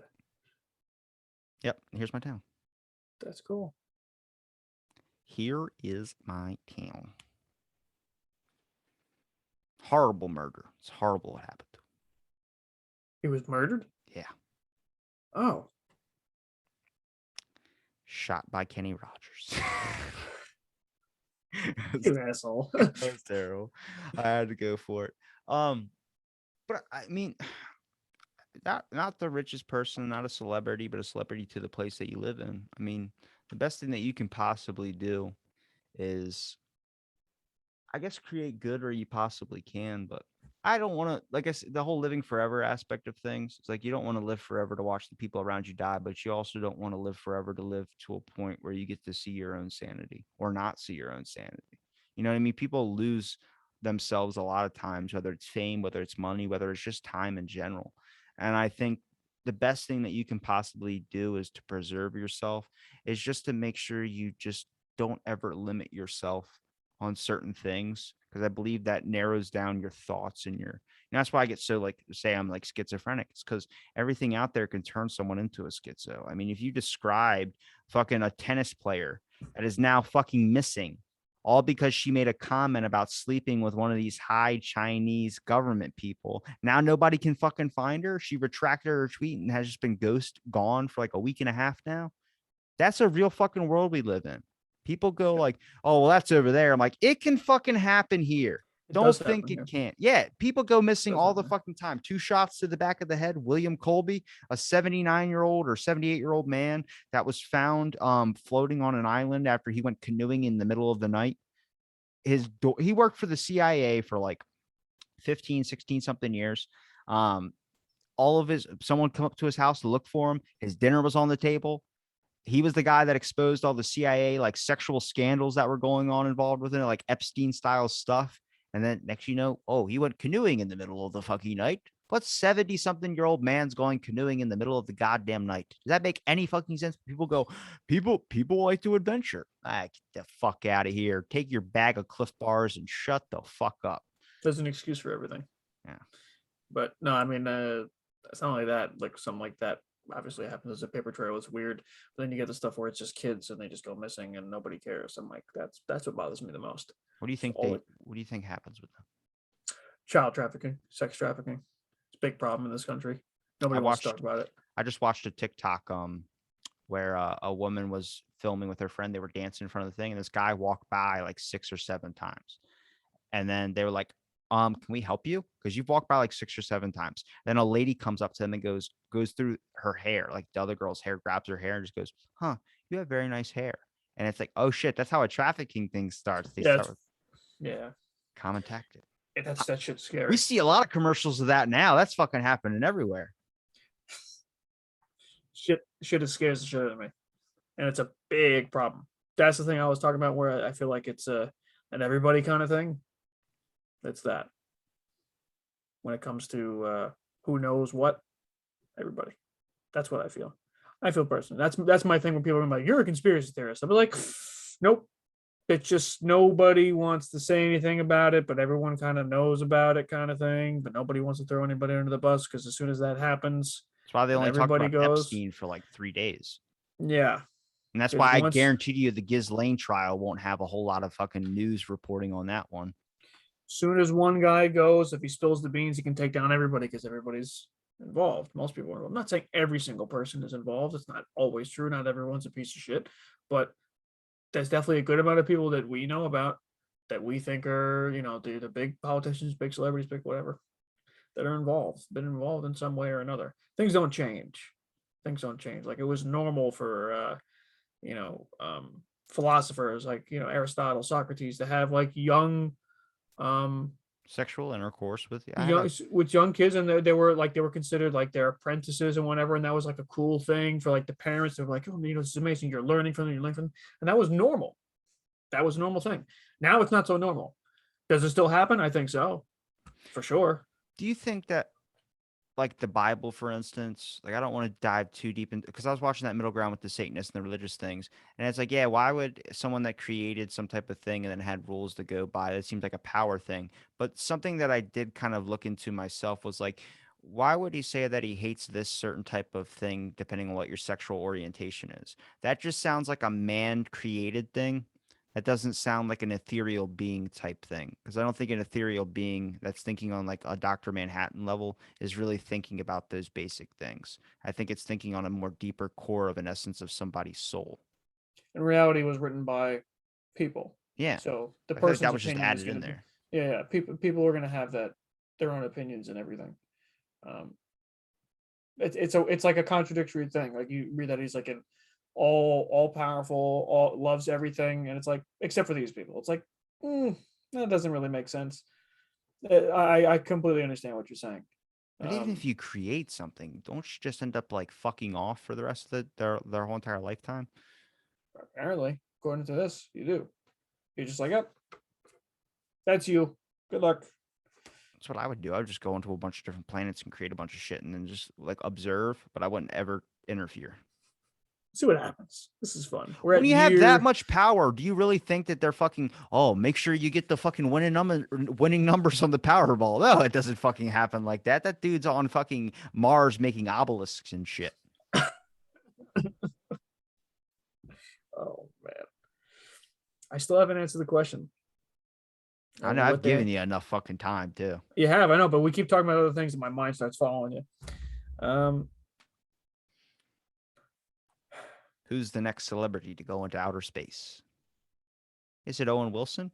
Oh wow. oh wow. Oh I wow. mean, I guess it would because of dying alone. The normal question, or the normal thing I would want to know the answer to would be like, when I go or when everyone else goes. But I don't think I want to know that. I want to know if Suge Knight injected Eazy-E with AIDS. All right. That was a couple of years ago when he ran over those people. Suge It Knight? was. It was. Yeah. When Straight Outta Compton came out. That was like 2 years after I think I graduated high school. That would have been 2018, 2017. Shit. It's been It that long seems already. like it's a lot longer than that for Yeah. me.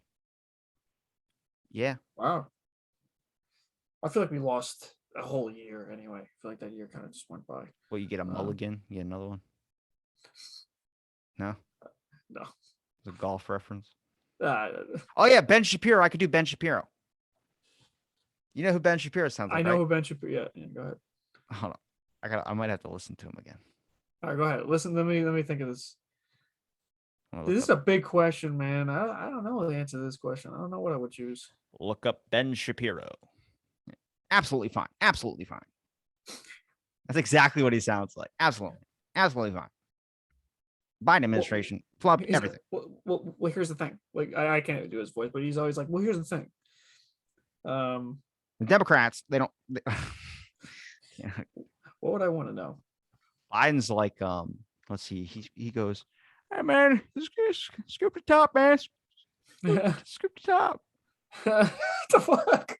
That's what he says when he had it. Nobody talks about the fact that Biden had 2 brain aneurysms. He had major brain surgery. Nobody talks about that shit. I mean, come on. The guy's not all there. He's really not all there. He's giving the presidency to Kamala Harris for a brief amount of time while he undergoes anesthesia in his colonoscopy. And I feel like in that time that Kamala Harris, there's going to be a bunch of shit that just goes. We started 10 wars while you were gone, Mr. President. Oh man, just scoop the top, man. Come on, man. You know what? Absolutely fine. Absolutely. I'm gonna pick something random. I want to know what happened to Robin Williams. He had Lewy Like what? body syndrome. I know, but I want to like know the answer to like the dying days. Like what happened with him? Probably content. If I had to think, because he's probably one of my favorite comedians. Yeah, Him and that's Norm Macdonald were like my 2 favorites. Um, I feel like when you get to those days, I think you start understanding like, does what I don't think I think your accomplishments and everything that you have achieved, you just don't understand it because you did it already. It's kind of like you might see like 1,000 episodes seems as an accomplishment. I don't think it's an accomplishment because I've done it now. Like I'm getting there at least. And it just seems like it's just another one. You know what I mean? Like I thought about it. Like, would 1,000 be, would it just go back to one again? Would it be 1,001, but would it be that whole restart? What's the next goal? 2,000? And I think it's just different because you've achieved it or you're in that moment. It's kind of like being in your peak and not realizing you're in your peak. And I feel like with Robin Williams, all his accomplishments and stuff too. I just think he had a lot of demons inside of his head that necessarily didn't help him understand or be able to enjoy the things that he created, where every day was kind of like an aspect of like, but I'm miserable. I'm just fucking miserable. I can't get over the fact that I'm miserable. You can't see the good stuff. You can't see the admiration and love and all the things that you've done to help create people because you still can't get out of your own head of like, nobody knows how I really feel though. Every day, the thoughts that I have when I'm alone, the thoughts that come into me in the middle of the night that no one's there to help stop, even though he had a kid too. I just think there's a lot of pain that goes into that. I mean, I used to think of killing yourself as like a horrible thing. Like you got to be like fucking people think of it as being a coward. Then my cousin put it into a perspective. He goes, are they a coward or the bravest people you've ever seen? Because you get to a point where you just can't handle it anymore. And you do something like that. And then I had a couple friends do it. And it's just like, you start thinking of it a little bit differently. I think we like to put things in holes and we like to ban certain things, but killing yourself, what? You go to hell? I guess that scares a lot of people from doing it. Or is that just something, a narrative that they create? I think it calls you, I like thinking deeper about this shit because I feel like a lot of the things that we go by and you learn something new, it's kind of like, I say, somebody pointed out to me, they go, you don't say frustrating right. I'm like, what do I say? They go, you every time you say frustrating, you say frustrating. Like there's no R. And I'm like, I don't know. I just cut the word, make it quicker. You still know what I mean, right? And they're Yeah. like, it's if you're never told though. And I feel like a lot of people are told or a certain narrative spun. Someone would have never told you and you would have never found out that Santa Claus wasn't real. You'd still believe Santa Claus is real. Like it's kind of that narrative. And I think that's a lot of topics littered throughout can easily be kind of brought to that thinking where it makes it easy. Anything in the world, anybody's perspective can easily be understood if it's spun fucking correctly. And I feel like a lot of times people get a really bad sales pitch and some people get a really good sales pitch on the shittiest of things. And I feel like who did you vote for? Well, I picked the lesser of two evils. Why is it just two evils? You have like a whole fucking list, right? Yeah, but it's always this side or that side. Does that not ring alarms in your fucking head of like maybe that's an issue in our system that we need to fix? We get to these places where I think you can easily understand anything, but I think it's the way that your brain is receiving the information that is not properly done. And I think that's a constitute of everything that you've grown up thinking or every mindset or every information you've ever come across. I could watch a litter of cop killings and then I would be like, fuck, I get the police. Yeah, fucking be aggressive, be this. But what happens if I saw it from the other perspective? A bunch of people, cops killing people. I would have a whole completely different mindset view. I Yeah. think it's weird because if I talked about this before, there's a class called, I think it's like mental balancing or something like that. It's like a meditation. They're actually using it now with people with PTSD. It's called Health and Wellness. The class is called Health and Wellness. The class used to be called Peace and Love, but nobody would sign up for a class called Peace and Love. And you would think in a world where everyone, if you ask them what's one thing, I just want peace and love. Nobody signed up for a class like that though, because it either sounds like bullshit or sounds like some type of thing that they're not interested in, even though they say that they're interested in it. It's just the words that we use. And the words lockdown, quarantine, same thing, but one sounds harsh, one makes you a good person. It's just the words that make people think the way that, it's a sales pitch. It's all it fucking is. And I think it helps you understand things better. Yeah. I mean, even in just normal conversation, it's all about the delivery of how you say things. Conversation, interview. Yeah. Exactly. Is this an Exactly. interview? I don't fucking think so. No, it's not. It's not. But if you tell somebody they don't have to prep for a conversation, they have to prep for an interview. They have to practice for an interview. You know what I'm saying? So and it adds that extra pressure. It adds like you're always in your head about it, and it's not fun. Nobody enjoys an interview, and you can pretend to be confident, but at the end of the Some day, people you're do. Some people really do. Some they're sick. people love to I'm getting. talk about themselves all the fucking time. I am not one of those people. Yeah, you're a good person. I mean, Listen, you're if normal. if people want to talk about themselves, that's teach their own. That's fine. Not everybody that talks to themselves. Yes, let's talk about me. I fucking love it. It feeds my ego. Yeah. Um, yeah, I just think it's weird. It's weird. That and selfies. I always think it's weird. So yeah, If I've never really taken selfies. I think it's weird. Like and posting it on social media, like at the beach or just finished the workout or whatever. It's like nobody gives a shit. I don't know. It's like the fact is like it's not even that nobody gives a shit. You could give a shit if you give a shit and you like doing it for yourself. That's fine, Yeah. whatever. But I don't even give a shit about myself. Like if I post a picture of me at the gym and I was like, "Oh, I just finished the workout," and I'm looking at this, I'm like, "Do I give a shit that I just finished the I've done it workout?" every No. day for Like, 10 fucking years. I don't do that. I'll post up a picture of like results and I'll say something stupid of like quit my job doing this full time as like a joke. But I see people that have like just started going back to the gym day one. And then it's like for the first week, I'm at the gym again, day two, getting it in. And I'm like, fuck you. and then here comes day Fuck 10, you. and there's no day 11. It stopped. They're done. That stopped. January is over, but next January is coming, and they'll try again. Hey, new year, new me. I Yeah, you're fucking gonna. hate that. I fucked it. When people say my New Year's resolution this year was to cut coffee. It's not fucking happening.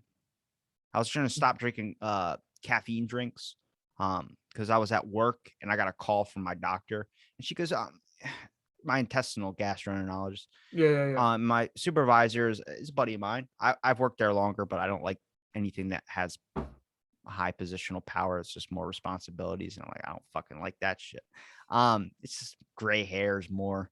And I was on the phone and she's like, how many energy drinks do you think you drink a day? I said, probably like 2 or 3 energy drinks. And my buddy heard me and he goes, 2 or 3, try 6 or 8. And he screams it. And she goes, did that guy say 6 or 8?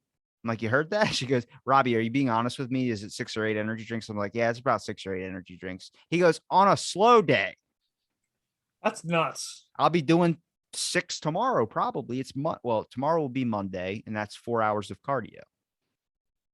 Dude, do you not get enough sleep at all? I don't I know really your sleep schedule is weird. My but sleep's gotten better though. Have you noticed throughout the episodes my bags have gone away? yes, I've noticed. Okay. I noticed now. I look There's like big a difference since the goddamn last Make-A-Wish kid in the beginning. Jesus Christ. time. Well, what's your sleep schedule like now? I try and get to bed around like 6 p.m. and I wake up around 7:30 and then I can't fucking fall back to sleep. So I just do something on my phone. 7:30 a.m. or 7:30 p.m. p.m. I have to start getting out of bed. Like last night, I fell asleep at like 3 p.m.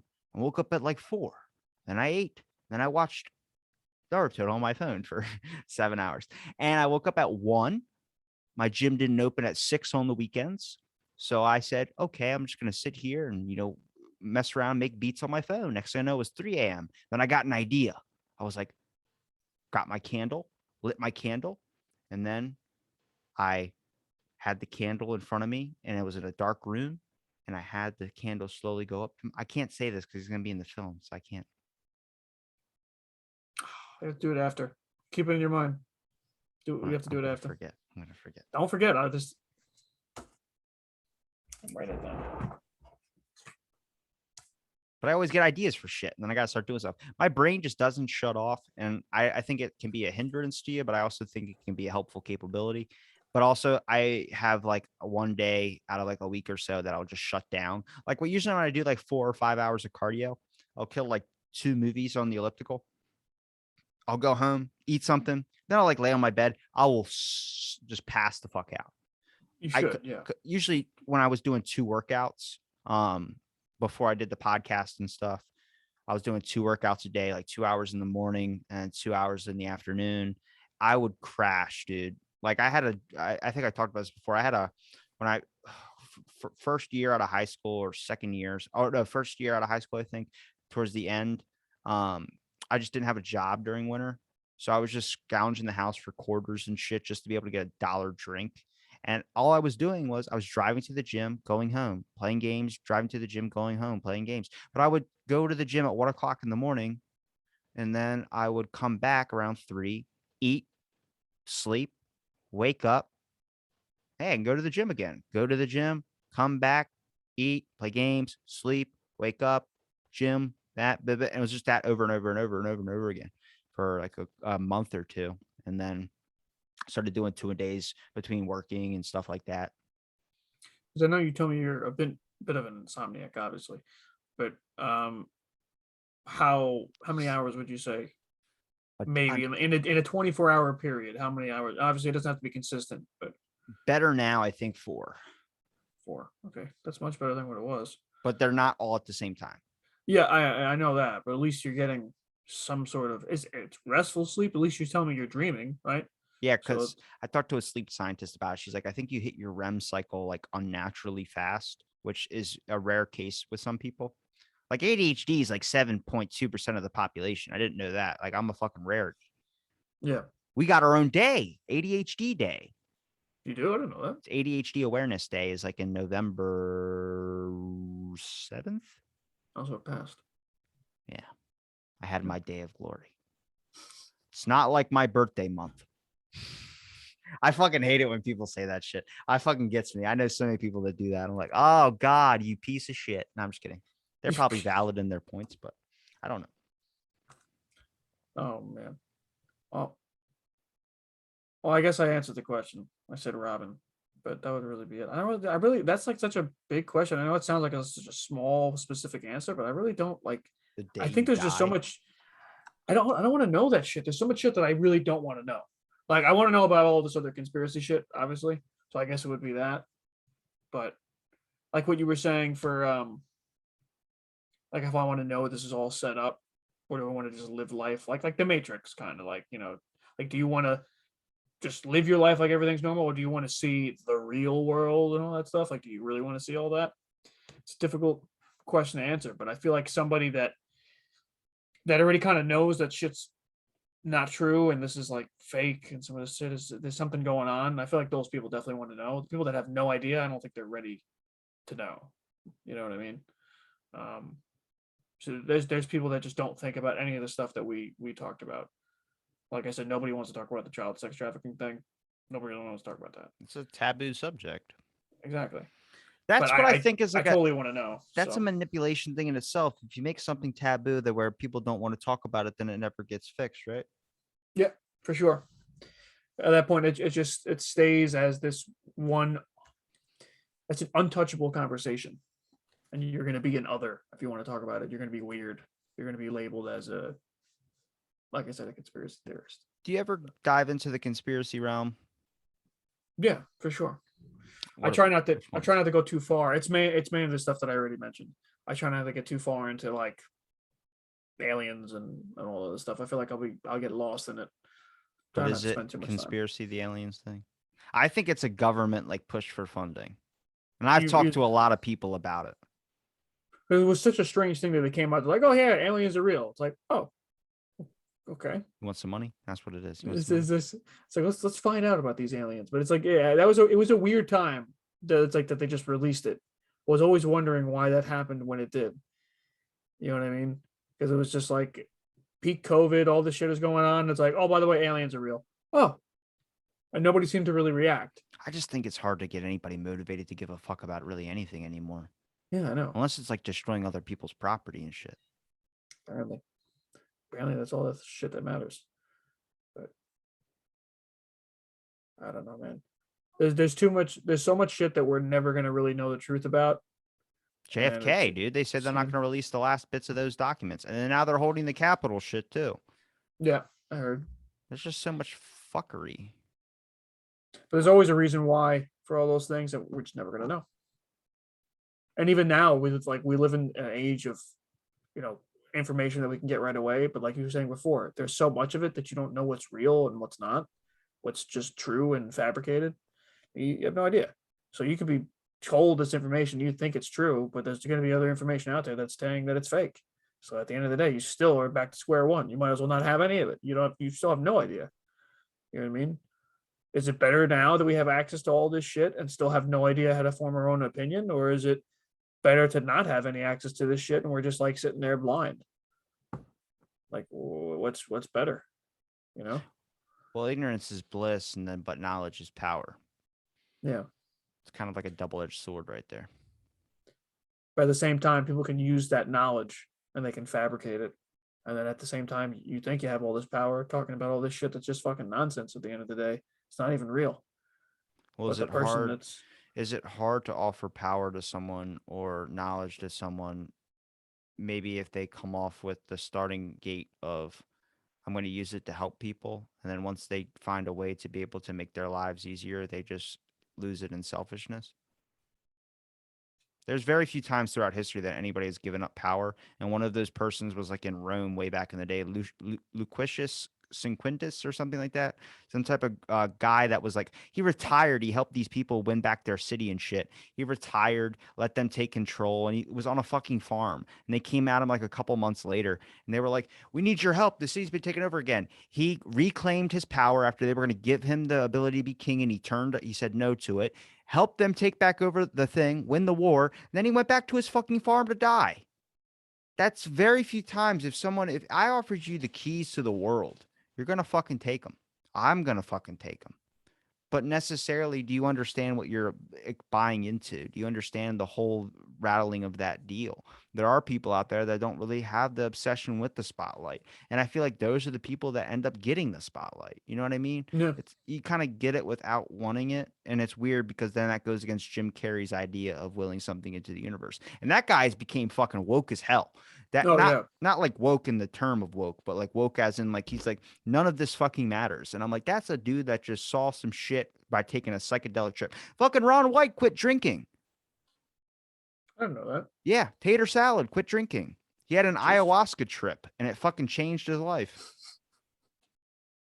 He went to a rehab facility that was like, he said $3,000 a night. And 3 grand a night. yeah, nah, he spent 20 grand or something Oh my in god. like a week. And they gave like these, he talked about his ayahuasca trip. Like they would have these people in like white clothing. They make you wear white clothing. So if you go out to like run off, it's just a rehab center. That's all it really is. It's not even a rehab, it's like a retreat. And he said it was a nice place. Like they give you some ayahuasca, you sit out on a hammock, and then they're like, when you come back in when you're ready. And he goes, how will I know I'll be ready? They goes, you'll know. Came back fucking in when he was ready. And then he goes, you either get the shits or you throw up. He goes, a lot of people, you were lucky if you got to throw up. He goes, I got the shits. And he starts like talking about his whole trip, but starts talking about like people just have these changing experiences when you have these trips. He goes, they actually tell you to steer away from the happy sunshine and rainbows and go in. Like if there's a scenario, Mark, where you see the apocalyptic wasteland where you're all by yourself, or you see the happy thing where you're eating dinner with your family, they tell you steer into the bad because now you're confronting the bad. And now you get to experience that, the horribleness in it. You go back into it again. You keep doing it until eventually that bad is gone. And then there's only the good. That makes sense. Facing your fear. I don't know. That's a sensitive thing though, because like you don't know if someone could just have a really bad acid trip and then like never come back. I know plenty of people with those stories that have like a terrible psychedelic experience and just fucking lose their shit. So I'm glad I don't fuck around with any of that stuff. I mean, it's a deal though. Like, are you willing to accept the fact that there's a likely chance that you might lose your sanity, or there's a fact that you might discover your sanity that you never really had it in the first place? That's kind of how it's got to be sales pitch for someone to be intrigued to want to try it. Like I sales pitch thing, that's a good sales pitch. But mostly people go like, you're either going to see a fucking sheep or you're not going to see a sheep. And you're going to go into a panic where you kill your mother. I don't know. But that's a terrible sales pitch. But that's a lot of people that experience these types of things. And I don't know if it's famine thinking. You know what I mean? Like there's a large push in the education system right now that people don't want their kids that they don't want their kids to be at the same level of education as other people's kids, and a fear that they want their kids to have a better chance to succeed in life. It's famine thinking. None of those kids are going to probably compete in the same exact job forces. None of those things. It's like the same shit that happened with like the pay gap, the gender pay gap. You saw that, how Yeah, they had yeah. to retract that statement on the Guardian. Even Obama had to retract his statement. They said that women make 75, and people still believe this. Women make 75 to the dollar. He goes, they didn't, first of all, the polls that were taken with that, they were checking men with engineering degrees and women with teaching degrees, because women are more likely going to be teachers than men, and men are more likely going to be engineers than women at the time that this poll was taken. That might be different now. I don't know. But teachers get paid shit. They were doing those comparisons, a woman teacher's pay versus a men engineer. And then they put out this study, and it's like, this study is fucking horrible to begin. It's like the conceptual penis project. You remember that study? Conceptual penis. Oh my God. Please, let's talk about this. I'll pull it up. I feel like we've talked about it before. It sounds familiar. Just I trying to think I might remember have it. talked about it A while ago. a little bit after you were on though. Because I remember bringing it up around like 9, 10, but I don't think you've been on since like 8 something. We've talked about it, I think, before. It sounds so familiar. I'm gonna look it up to make sure I get it right. But this guy did and we talked about one of the studies that this guy created. So one of the studies this guy created, I think me and you talked about dogs humping in a park, and all they had to do was talk about genders about these dogs or these types of Yeah, things, yeah, and yeah, the yeah. school would pass the study. So they were saying that this invalid study of that this woman went to a park 7 hours a day for 2 years straight or something like that, and watched the ratio of dogs humping dogs to see if it was male dogs humping male dogs more or males humping females more. Eventually found out the study said that all dogs are inherently gay. Which it just doesn't make a lot of sense. The numbers don't add up. It's kind of like there's a guy that puts up a thing. Jeff Bezos is worth 200 billion, or no, is worth, what do you say? He said Jeff Bezos is worth $200 billion.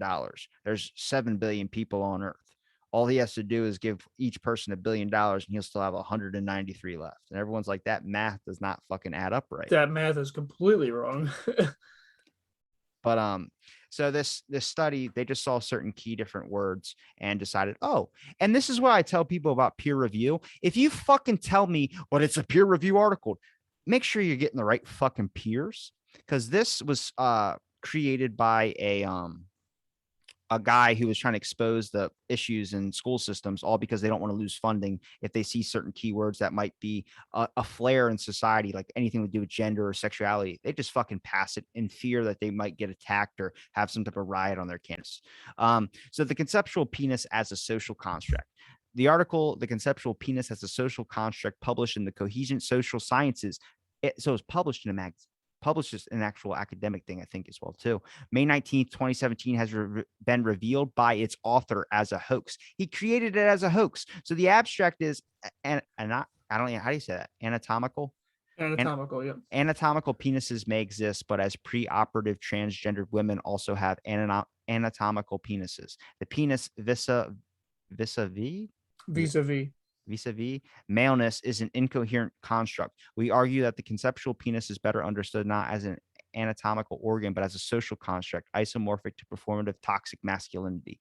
Through detailed post-structuralist, this is a lot of large fucking words, discursive criticism and the example of climate change, this paper will challenge the prevailing and damaging social trope that penises are best understood as male sexual organ and reassigning it to a more fitting role as a type of masculine performance. Notice how it says is better understood not as an anatomical organ, but as a social construct, isomorphic to performative toxic masculinity. Through detailed post-structuralist discursive criticism and the example of climate change. What does climate change have to do with the dick? So eventually this thing reads on to talking about how if a man sits with his legs opened, he's essentially akin to raping the air around him. This fucking study doesn't make any goddamn sense, but the school just didn't even read it, just stamped its approval because it says penis and it says gender and it says all these things and went through with it.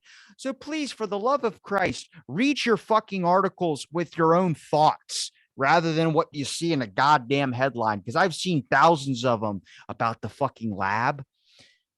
Bro, they're all clickbait bullshit. They're all like, it came from the lab. Then you read it. Well, we don't know for sure. I'm like, don't fucking say it in the goddamn headline, you stupid assholes. Because they go with what sells. All that shit sells. But NIH did admit that they did fund gain of function research, but they changed the definition of gain of function.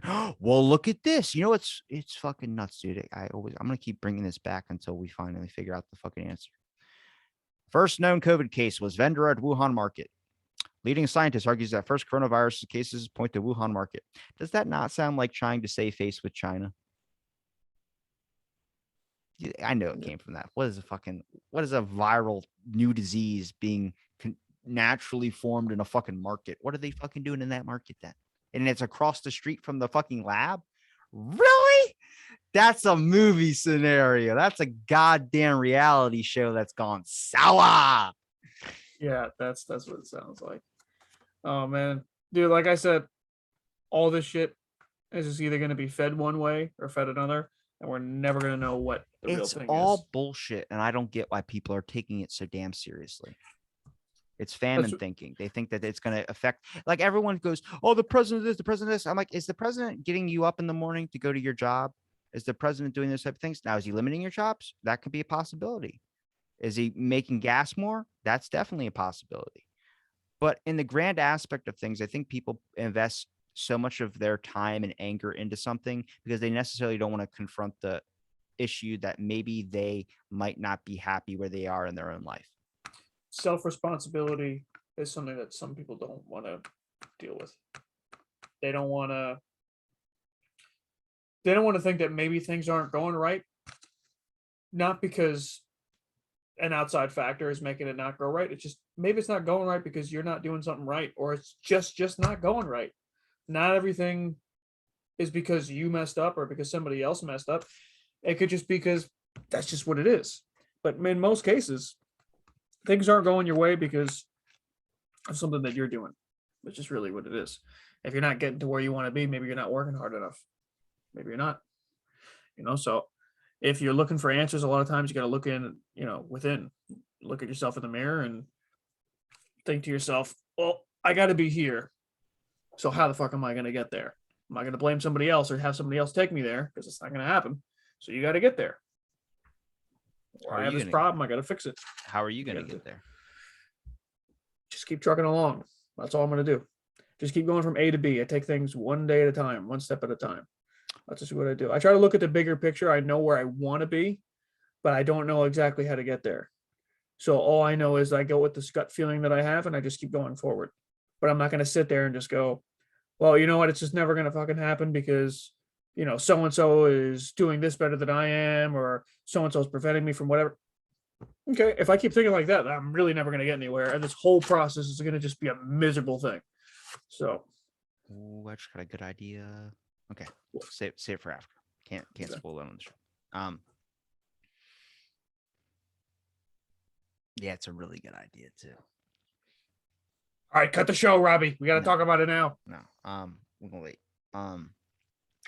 If you could, I think for you though, I think it just someone needs to come across who this type of stuff you can do. See, I feel like if there was more conversation, it's just like me trying to do this film thing. I hate fucking mentioning it because I don't, because people are gonna be like, oh, okay, where'd you shoot this thing? And then if it ends up being a bomber, it's gonna suck. But I think if more people had trust like you have in me and all the people that I've asked to be a part of this have in me, even if it's a first time thing, I think that's what you get from conversation. I think that's what you get from just being who you are, where people can just invest trust into you and not really need to know anything more than a couple of details. Like, help me hide a body. What? It's like, just say yes. For me, I asked a bunch of people to do certain things without any context of what they're talking about. I could have you saying something and then show a dick on the next thing. You don't know, but you trust me and you know I wouldn't do something like that to you. And I think I might send it to you privately, but please. But I think a lot of people need to restore trust. And I feel like it's kind of hard because you expect to trust the system and the system necessarily doesn't give you any reason for it to be trusted. And I think you reflect that on the people as well too. And I think that comes with conversation. I think that comes with communication. I think that comes with just not really coming at the table with your own ideas in your head. I think it just comes from a standpoint of being open to everything. I think that's very, very hard to do. And it's much easier to say. I mean, at times I can probably be at fault for that too. But I try my best to correct myself in positions that lead that way. I'm not speaking from like a deep perspective. It's kind of common sense if you think about it. You can spend all your time hating something, but isn't it just easier to not spend any time worrying about something? Like it's a crazy, crazy, crazy perspective thing that goes on in the world. And I don't think it's our fault. And I don't want to blame it on something else, but it is a system that is set up to just constantly have you reverting back like a loop. It's just the fucking loop over and over and over again. I guarantee you, if you check how our great grandparents were, we're doing the exact same shit in a different form. And then our kids will be doing what our grandparents did. Their kids will be doing what our parents did. And it's a fucking loop, dude. It's every like couple of generations. It's the same exact shit. I bet you our great grandparents went through this rebel phase, went through these types of things and did it in a whole kind of different way than what we have today that's now viable, which is technology. And I think, I don't know, that's like throwing a monkey wrench into it, driving like auto driving cars, iPhones, all these are like throwing a monkey wrench into things where it's the same shit, and it's so hard for you to recognize it's the same. I've talked to plenty of people who study ancient history. It's the same shit, man. Oh yeah, Suicide wasn't thought as suicide. It was thought as an honorable death or a self-sacrifice. It's yeah, a complete shift of how we change things. And that's a narrative that got tossed in where now we look at it and it's what takes a generation to brainwash people, says Yuri Bezkamenov, the guy who's a KGB agent for 20 something years, talks about it just takes a generation of people. That's how you get people. That's a spy tactic to get people to hate their own country. Is you breed a generation of people thinking this horrible way about the place that they live in, where they spark up animosity across other things and tear each other down apart. I think our government just tries to cover with that. It's like, fucking don't hate us because you're going to destroy us. Like, don't fucking do that because then our enemies are going to take us all over. And I'm like, that's how it fucking, everyone thinks that everyone's up to nefarious shit, which makes them go up to a nefarious shit to counterbalance their nefarious shit. And then it's like a bunch of people like pointing fingers. Like, yeah. this guy's doing this guy's doing this. And it's like, yeah, now you guys are because you all think that you're going to fucking take over each other. Exactly, exactly. There's somebody like you said, the puppet master, just like Moving them playing chess around, just pieces in there. playing around, just seeing what's going to happen. It's like, oh, let's see what they do when they all think that they're going up against each other. I don't think it's like a chessboard. The example I use is a guy that owns all the cars at NASCAR, where the guy just goes, "Sir, you won. Which one of my cars won?" All of them. And it hits his pipe, his little smoke rings. But dude, what was I gonna say? Something I actually wanted to say, going back to a different part of the conversation. Shit. When you talked about that one Roman emperor that dropped off his power, that gave up his power and they came back to him. The only other person I can think of that did that was George Washington, because they asked him to be king after uh, America got their independence from England. After Didn't he his do predecessor, 4 years and then he did another 4 years? I don't know if he did another 4 years. I'm I thought he only. I'm Thought pretty I, positive I, that he th- I did think 4 years and then did another 4. they asked him to be king. They gave him the opportunity to become king, and he's like, Are you reading me no, some Assassin's Creed history? no, no, no, no, no, not even from the game. Actually, I don't think I played that. There's a DLC called The Tyranny of Washington. Oh my god, that's so cool though. They made him evil. Hold on, can you still see me when I'm doing this or no? No, I could have you share screen if you want. Uh, yeah, hold on. All participants can share screen. How do I share screen? You just hit the bottom where it says share screen. Oh, there it is. There we go. We figured it out at the 1,000 mark. We can share screen. Can you see it now? George Washington. Oh, you're on Wikipedia. Where do you want me to go? I'm kidding. Wikipedia is actually a good place to go to get your stuff now because they actually changed it so you can't really edit it anymore. Yeah. And surprisingly, 79% of the people that edit Wikipedia or are the people that put the content on Wikipedia are women. Did not know that. Or it might be the other way around. All right, let's see this. Hold on. It's got a lot of stuff. What do you think George Washington sound like? What did he sound like? Yeah. I'm sure he had an English accent because everybody did. I believe it. He probably talked like this. He had slave teeth in his mouth. It had to be hard to talk. Probably. Not having your own teeth in your mouth.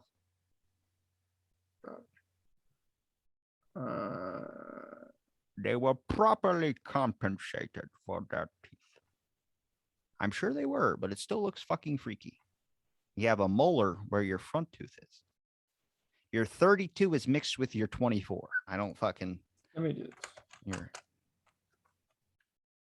I believe Abraham Lincoln sounded like 65 years ago, I crossed the Mississippi. That's what it was. So it's not like he was asked to be king, but they never told him that he had to stop being president. He retired. They did 2 terms. Yeah, that was it. But That's exactly what it was. He made it 4 years. I can't believe that it's still the same where people can still like be on the Senate House until they die. They should like have to retire. That's weird. Yeah, I know. Well, that's with a lot of these things. The problem comes into play where people just want to just get reelected, and they're just going to say whatever the popular thing is, whether it's what they never really tell want. people to eat healthy because you're afraid you're forcing people body shaming. That's the problem. I think that's something that's understood on both sides, whether you're left or right. That all these promises are made just to get votes, and then people are left behind. That's what happens. Like, we're going to give you all this stuff. Don't worry. We're going to help your specific group. We're going to help this specific group. We're going to do whatever, lower taxes, whatever the hell it is. And then nothing ever happens. You vote on the premise that someone's going to do something. Meanwhile, in the back of your mind, oh, yeah, is this guy really going to do it? Probably not. But he says he's going to do it. He sounds good. He speaks well. He does this. He does that. It's like, no. At the end of the day, I think everyone's full of shit. But I don't trust a politician. That's just how I feel. I'm not doing a fucking celebrity to be our president either. No. Because now politicians are hand in hand with celebrities. If you think about it. Yeah. You have politicians with just as much as following as a lot of these celebrities. Sometimes more than a lot of these celebrities. Like a Gates and Epstein. Yeah. Fuck that. No way. That would scare the shit out of me. Bill Gates, he's president of the United States. You're like, this is new. Let me launch a missile at the fucking atmosphere to dissipate particles and dim the sun. He probably wouldn't even want to be president, honestly. Nobody talks about that either. They probably would. He'd probably just be like, "No, I'm not going to be president. Sorry, this job looks like it sucks," and he would just say, no. Look up Bill Gates trying to send a missile into our atmosphere to dissipate particles and dim the sun. That happened like 4 years ago or something like that, and everyone's like, "You're a fucking loony bird." I guarantee you, if he said it now, everyone would be like, "Yeah."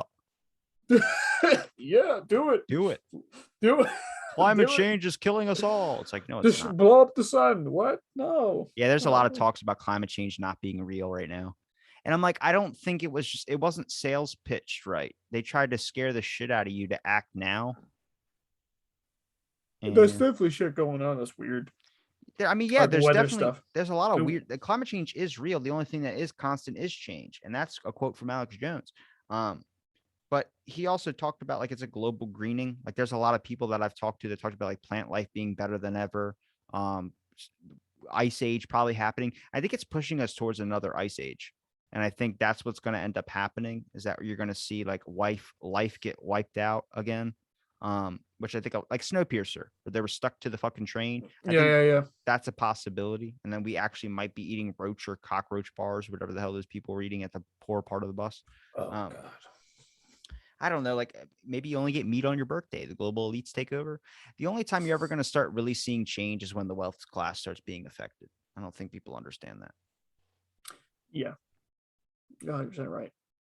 When you start seeing people struggle to wash their car who live in mansion households, you really start to see they start giving a shit. Then you start realizing it's more of a people effort. But right now it's a class effort. I think it's a class effort over race right now. I think people device it into race, and I'm like, it's a class thing, man. It's been like that for a while. People don't know that. Yeah, because it's been the race narrative. The fucking Rittenhouse thing was all over the goddamn TV, but nobody talked about Andrew Coffey, who defended cops busting into his fucking house, and he shot a bunch of cops because he was defending his girlfriend. Yeah, I heard. Guy got off because it was a self-defense charge. People go, well, Kyle Rittenhouse, he killed us. Like, he killed 2 people. It's really weird. He shot into a crowd and hit 2 fucking pedophiles. Like, come on, that's fucking our offenders, I would say. But I mean, in an aspect, do you really not think that they would have killed him? They easily would have killed the guy, dude. Yeah, I think so. Do you walk into a protest with a gun expecting not to use it? I don't think that happens. Is your dog fucking? No, my door just. Do you have a ghost? Give me 1 second. Did it just shut? I heard it creak. Back again. Lost my train of thought. But we've almost been talking for about close to 2.5 hours. It's not bad. Told you, book for a long episode. Yeah, I know. I'm glad we got to have a good long conversation. Yeah, about a bunch of stuff. Yeah, dude. I feel like we hit everything. We got to talk about that crypto shit next time, though. I don't know if you want to look into that stuff. It's just like I've talked about it a couple times on the show. I'm down. You did? Yeah, it's fucking weird to me. Still, it's so fucking weird. Gotta see if maybe my cousin wants to come in on this because like he knows this shit. And it's like to me, it just like baffles me. I saw a great way to make money. I saw the actual Bitcoin ATM. It looks fucking like a poker machine.